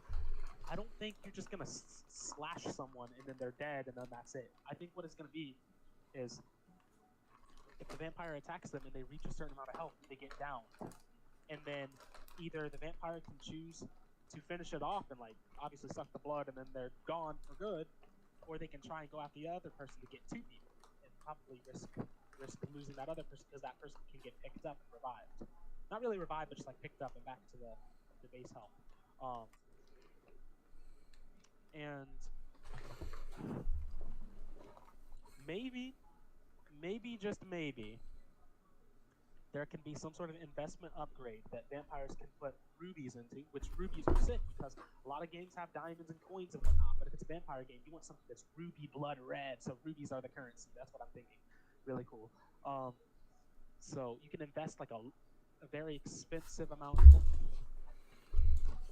a lot of rubies into an upgrade where vampires can actually turn a player into one, but only if there's enough room. So if there's already a vampire dead, then the vampire will get an option, possibly, to start sucking the blood, right? But instead of killing them, they held another button so that it takes longer, makes a loud noise, they're very vulnerable, but while they're doing it, if they complete this risky task, that person becomes a vampire and goes on to their team. That's interesting. That's like I think like when they're sucking the blood or whatever, like they're obviously gonna get like health regen, like just like a little bit, you know. But like if they do like a like the transforming process, I feel like instead of like regen, they just get the person, you know. Right, Like, they get the person. Maybe. Okay. In fact, maybe to make it even more risky, because that's a huge change of the game. Just to have a brand new vampire again, that's like unfair, because all it takes is a vampire across the map, your teammate across the map, you're too far to help them, and then they just turn them into it, with no risk to the vampire, because you're already across the map. So instead, I think something very important would be, if you're turning someone into a vampire, it drains your health. You have to have a certain amount of health, but Hmm. it'll drain. That sounds interesting. Not only You that, could, but then it's a new vampire, so they have to be weaker than like a normal vampire. yeah, where instead like where they're not able to do the same thing over and over again because that'd be kind of unfair. But also like they don't get crazy abilities necessarily. They can just try and run over and attack that person because they're new. They don't understand their abilities yet. Makes sense. You see I think how many concepts can be blended in? It just sounds like, oh, that sounds interesting. I want to try that right now. I think it would be funny if like you couldn't save your friend and then like he becomes a vampire and then he starts barreling towards you like, bro, I'm gonna kill you now. Yeah, it's like you're sitting there, you're trying your best to save him. He becomes a vampire, and then he's just after you. Like, and the thing is that you have like multiple intentions when it comes to saving. Your main intention is probably no, don't die. Oh, I don't want to be alone, or I don't want to. We need all these teammates so that we can have the highest chance of winning the match. But then there's the other thing where it's like, I don't want you to become a vampire either, so I don't want you to kill me. And then there's just like that tension. It's like crap, because there's already a tension when you're trying to run to save a friend on any game that you can revive friends on. But that tension is multiplied when if you don't revive that friend, they become someone who's after you, another person after your team.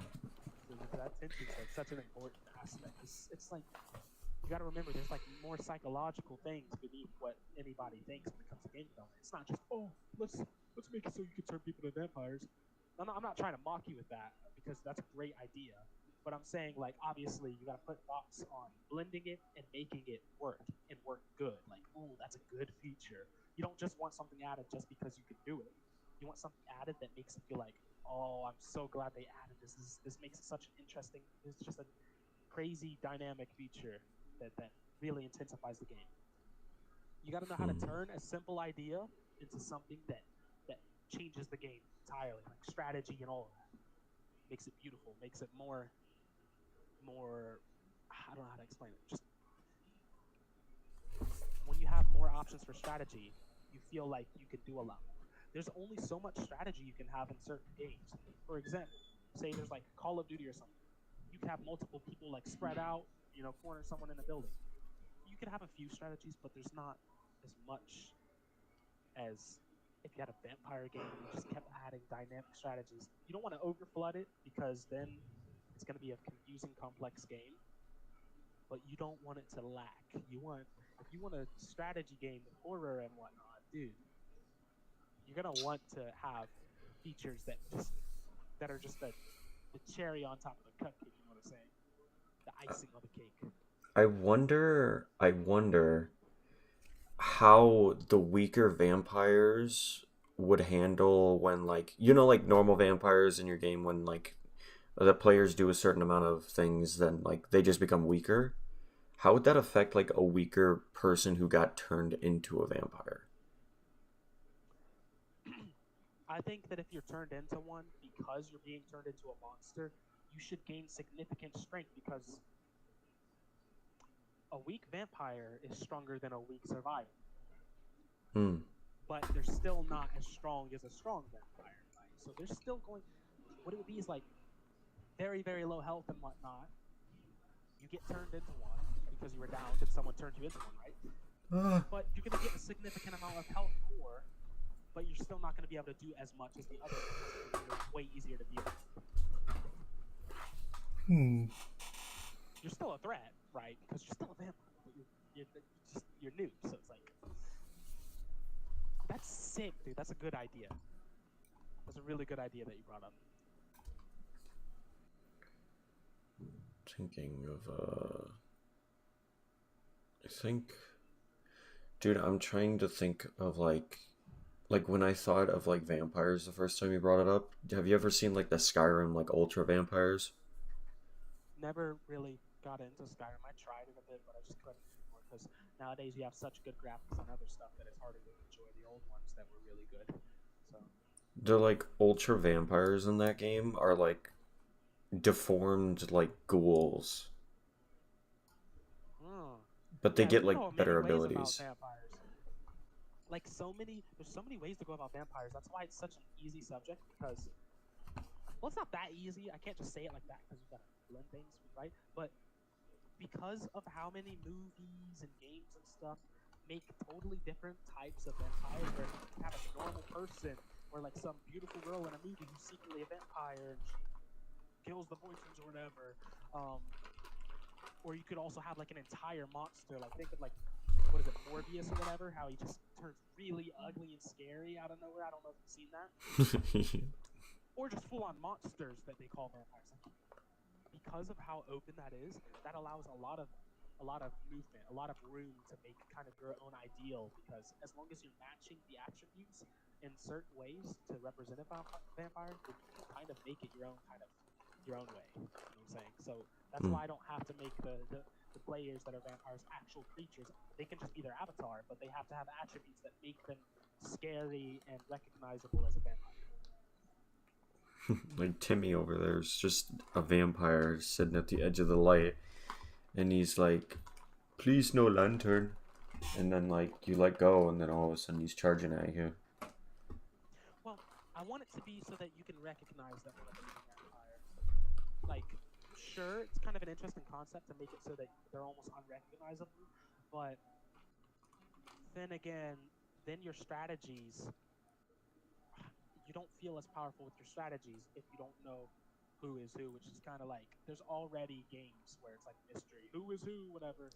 But who knows? Because by the time that it's a lot of things come to fruition when it comes to the ideas of the game, maybe it might want that feature where you don't know who is who. Maybe it just needs that. Maybe that's the one thing it needs. But for now, it sounds like a lot of things already sound fun. And it's important to not try to fix something that isn't broken until you know it's broken. Is there is okay? So you said like aura of vampires and stuff. Imagine. I was thinking like imagine like there's two different sides to this. Like you see like in the darkness, there's like an aura coming at you, but also there's like that side of it where it's like you can't see them from far enough, so like you just see a person coming at you and then all of a sudden like the aura just appears. Right, so obviously that's like magnitude range based, where you kind of get the range of the person, and then like it would be cool where if they're far enough, they just kind of look like a normal person. But once they're close enough, yes, you start seeing that they have those attributes, and they are in fact something you should probably be running from, not embracing towards. So yeah, I get what you mean. That aura is pretty important, and recognizing that there's something there. Because imagine you and your friend are trying to find each other, right? You're just survivors trying to find each other, and you're kind of just talking about a landmark in the map, and you're starting to get closer and closer. And you see someone coming up, it's like, oh, that's you, that's you. And they're like, huh? And then bam, it's not them. It's like, oh shoot. So it's like, yeah, that element of only recognizing what they are at a certain distance, rather than if you see them across the map, you know they're a vampire. That kind of, I feel like it ruined it if you could tell it's a vampire from across a map. I feel like there should be that sketchiness where if you get close enough, like within the range, a reasonable range, bam, it's a lot more. It's a lot more than you think, and that's an element of surprise that can really get Dude, people on their seats, dude, on the edge. Hello, Astro, yeah, can you join my game? huh? Can you join my game? Like one game I just want to let's start making. You want me to see a game? Yeah. No, see my game. I My want own. to. You want me to go Yeah. see it? Yeah. Okay. The game is called Join. Can you join me? Okay. Okay, join me. Duty calls. All right. All right. Well, you can join if you want. But I'm gonna see what the heck's going on here. Maybe I will actually. Maybe I will. You never know what to expect. Imagine I join it, it's like the next freaking best game, and it's just some random tiny kid makes the next best amazing. Some random bacon hair. Yeah. All right. I'm joining him. You can join me. All right. Interesting. Interesting stuff. What is it? Oh, he hasn't joined yet. Oh my gosh.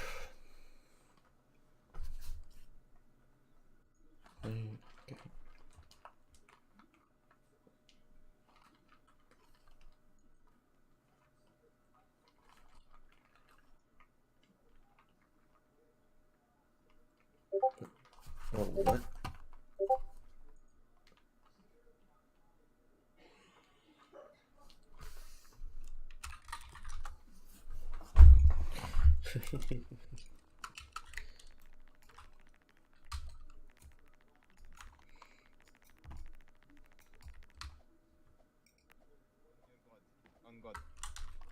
On God. I swear.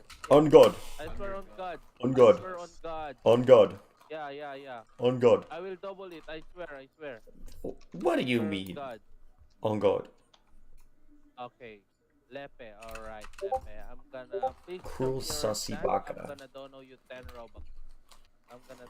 You Are you sussy gonna little dono me boy. Spelunky? You're sussy. I'm gonna double it, guys. I'm gonna double it. He's not joking. I'm gonna double it. Wait, let me do this real quick. I don't know what this is about.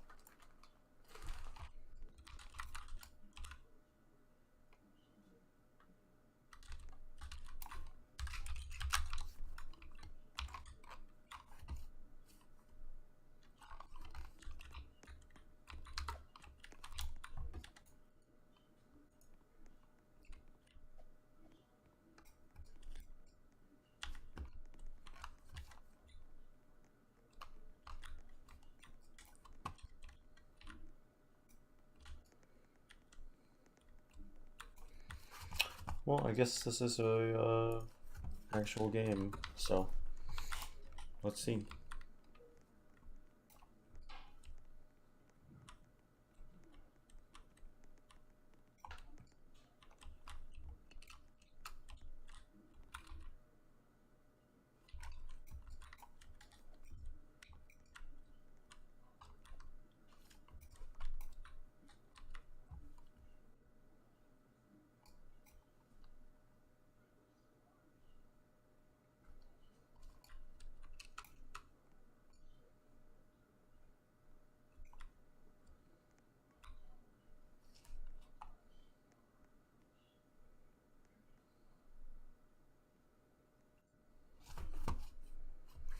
Give me a second, guys. 1 second.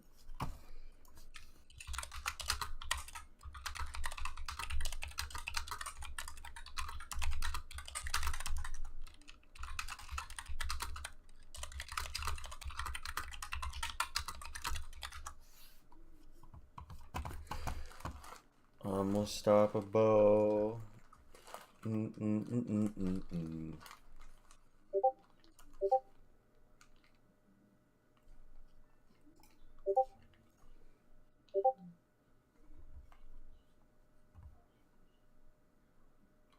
Few on Roblox.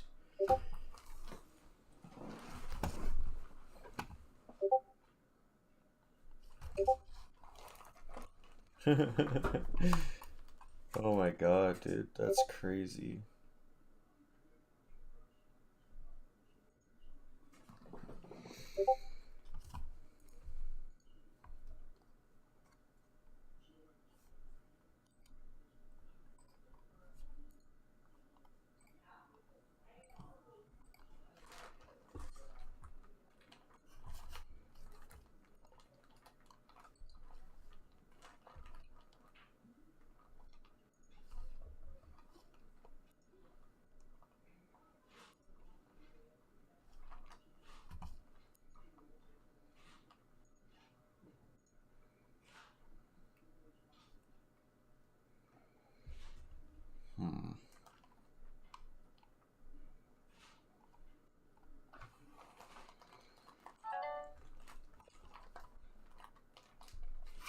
Actually, yeah, I can just do this. Collaborate. Let's add.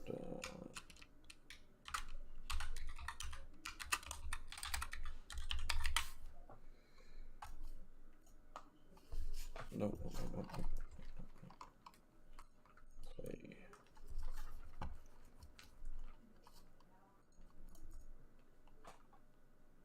View on Roblox.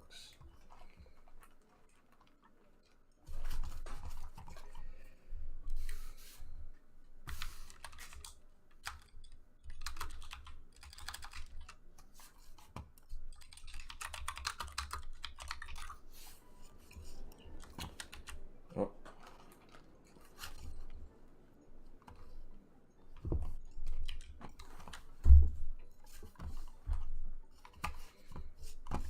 Do do do do do do do do do do do.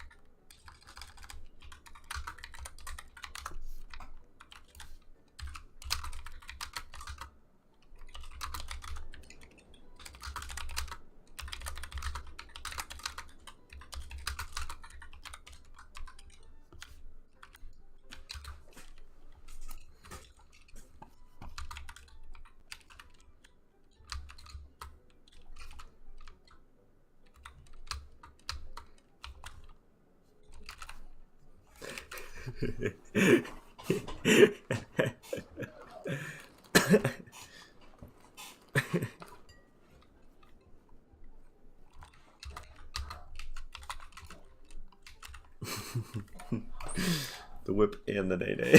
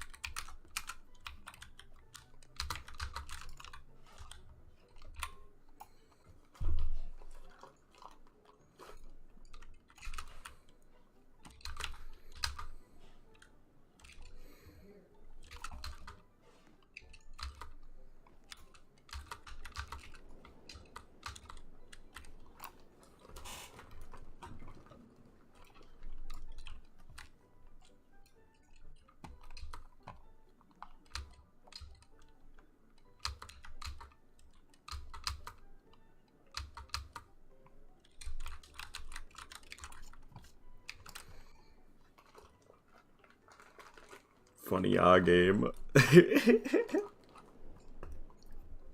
Is this real chat?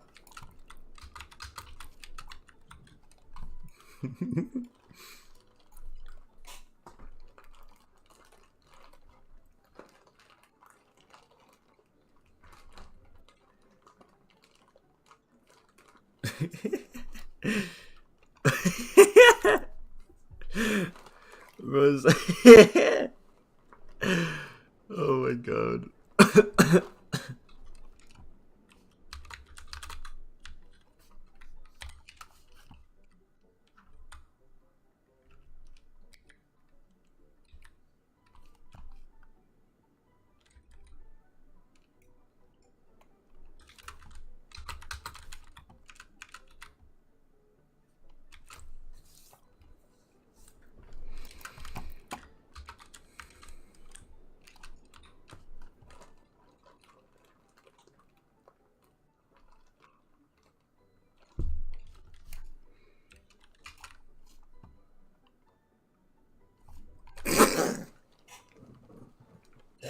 Dude, this is fucking great.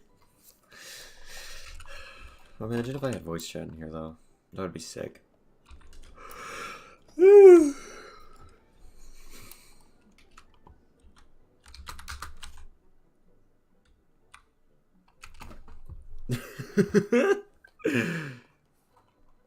I definitely need to, like...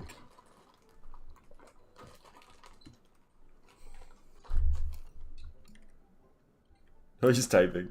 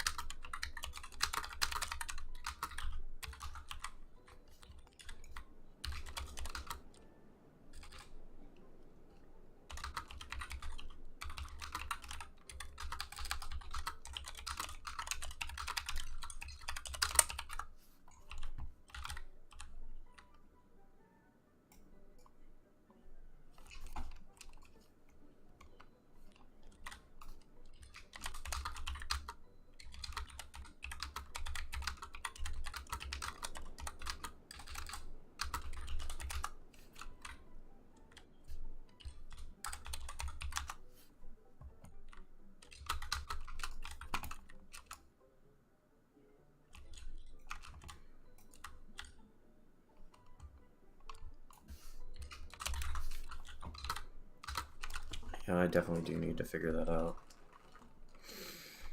I also need to make it so the user text service is found. Seems like something...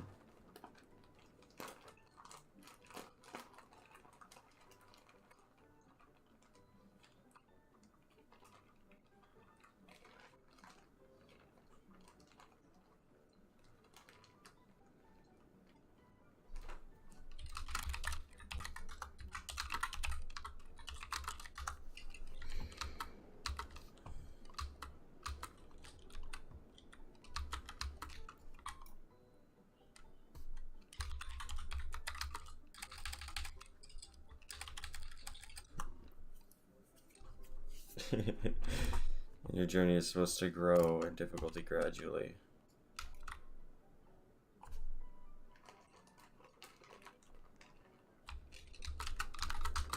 Fuck! Alright. Maybe, yeah, maybe that's what I am struggling on.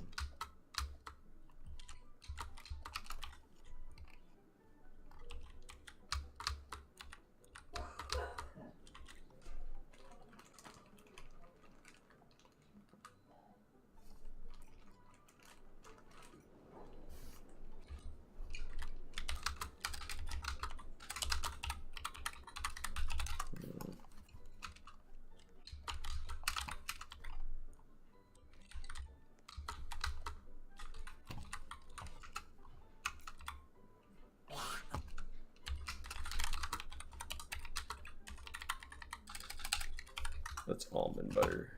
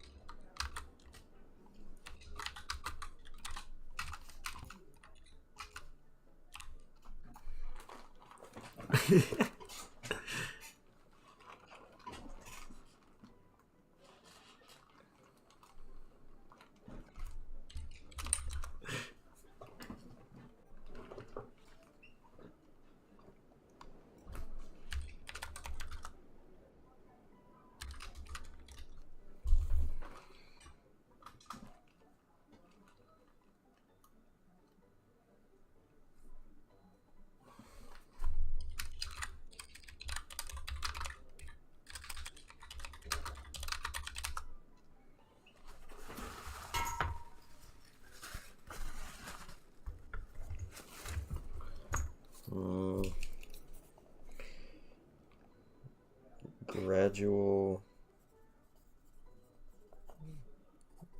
difficulty. Gradual difficulty. Learning mechanics. Learning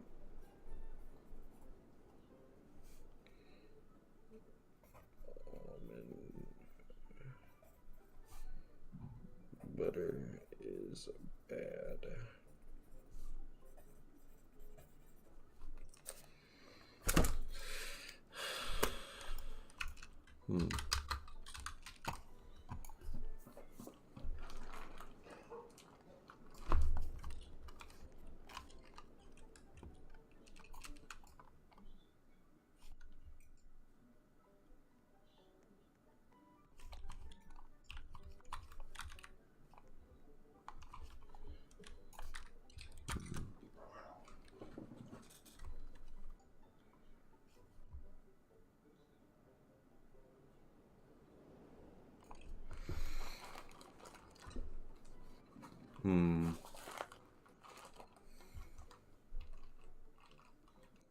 Again.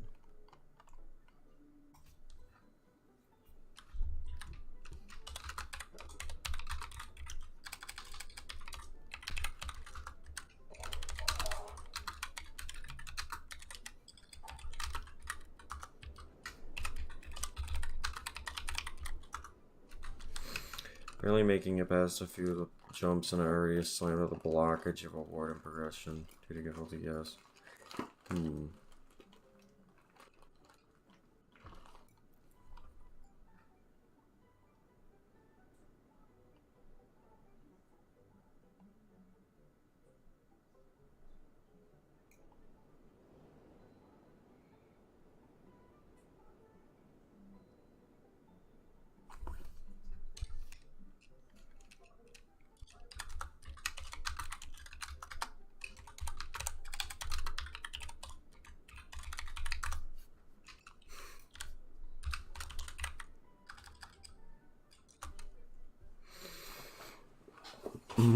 Peanut butter.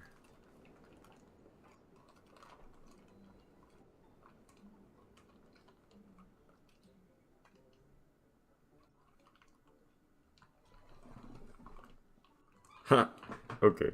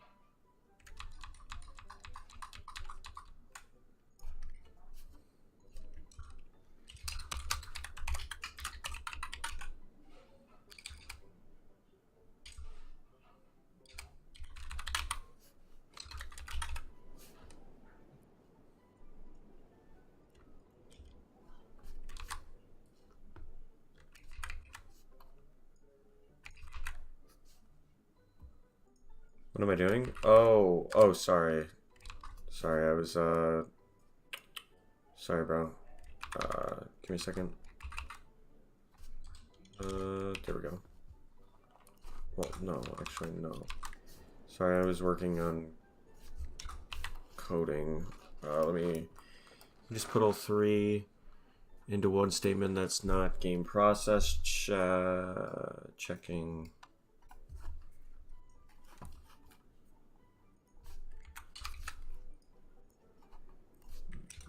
Local game process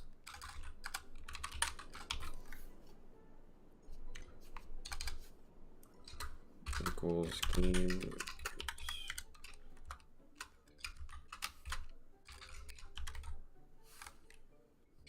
No. Wait, what is this? When you make an if statement that checks and runs all three, know the code. T if you can just put all three into one statement, it's not game process.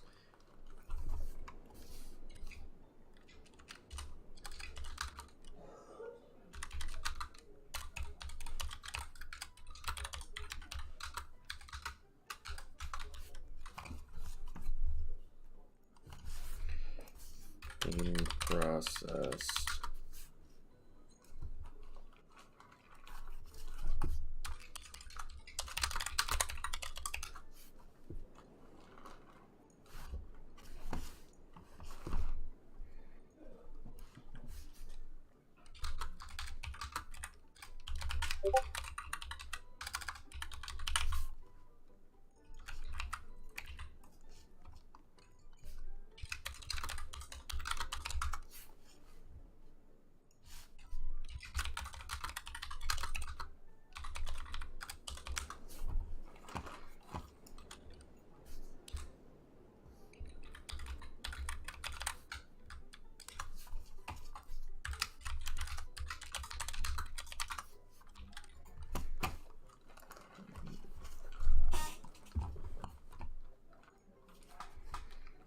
Oh my gosh.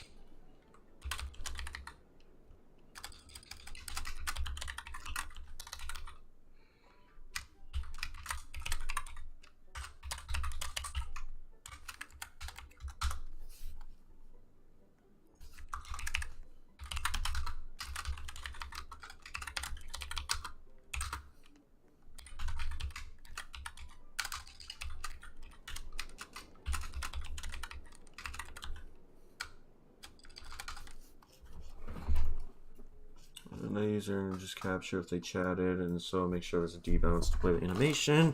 An optional gibberish sound service side for all or client that captured everyone who talks.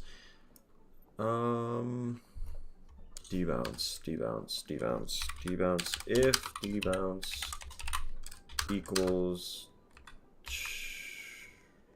true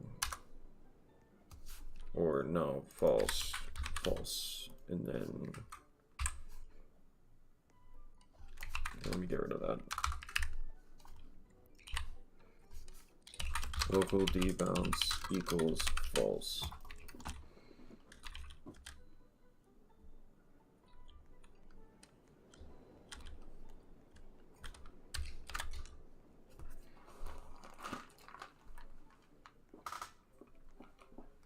Player dot chatted. Oh, okay.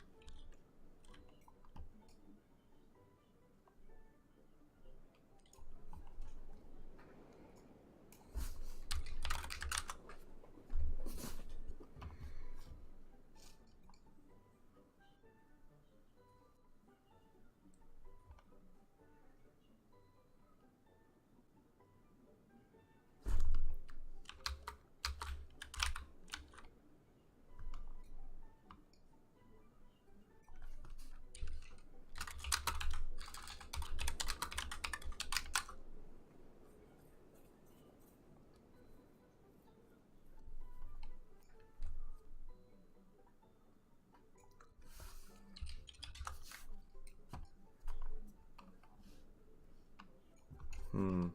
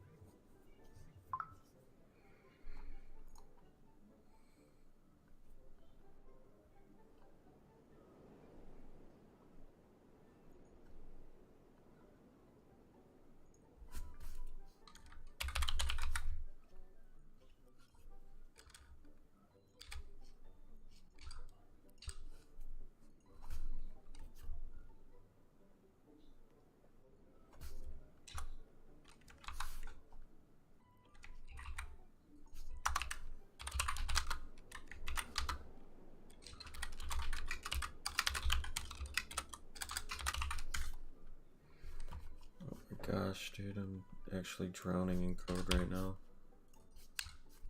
I'm actually drowning in code. Oh, it's crazy.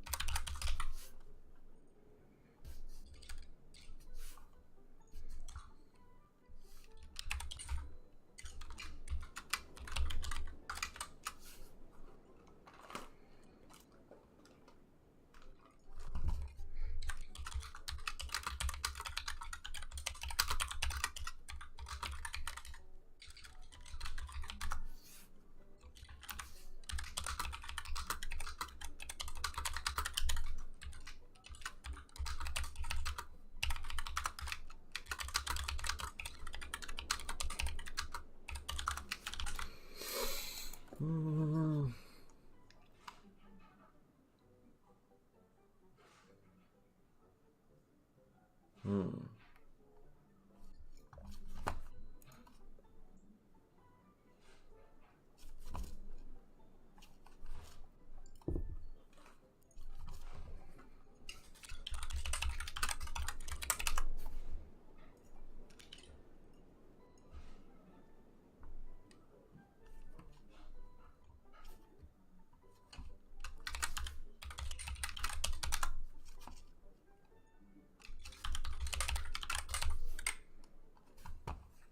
Animation, and then definitely gonna have to test out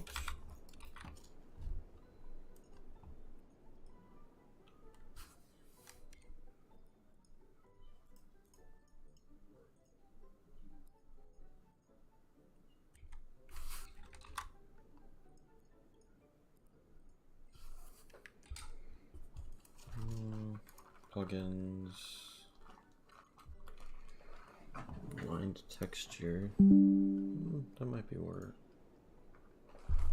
Oh, that's not good. Maybe.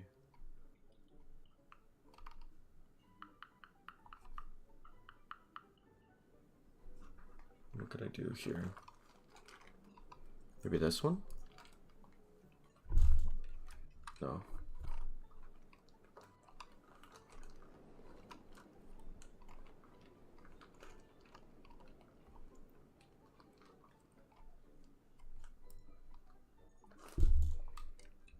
No, that doesn't look good compared to what I'm trying to do.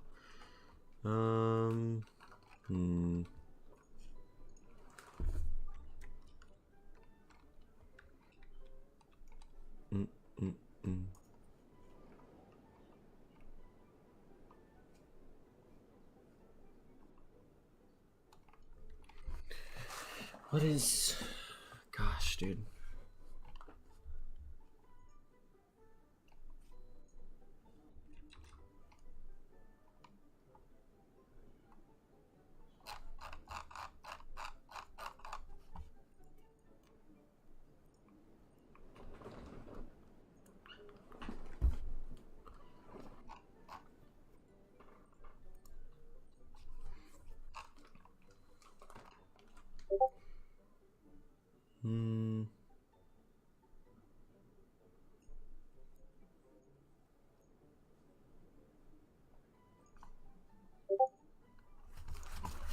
What the...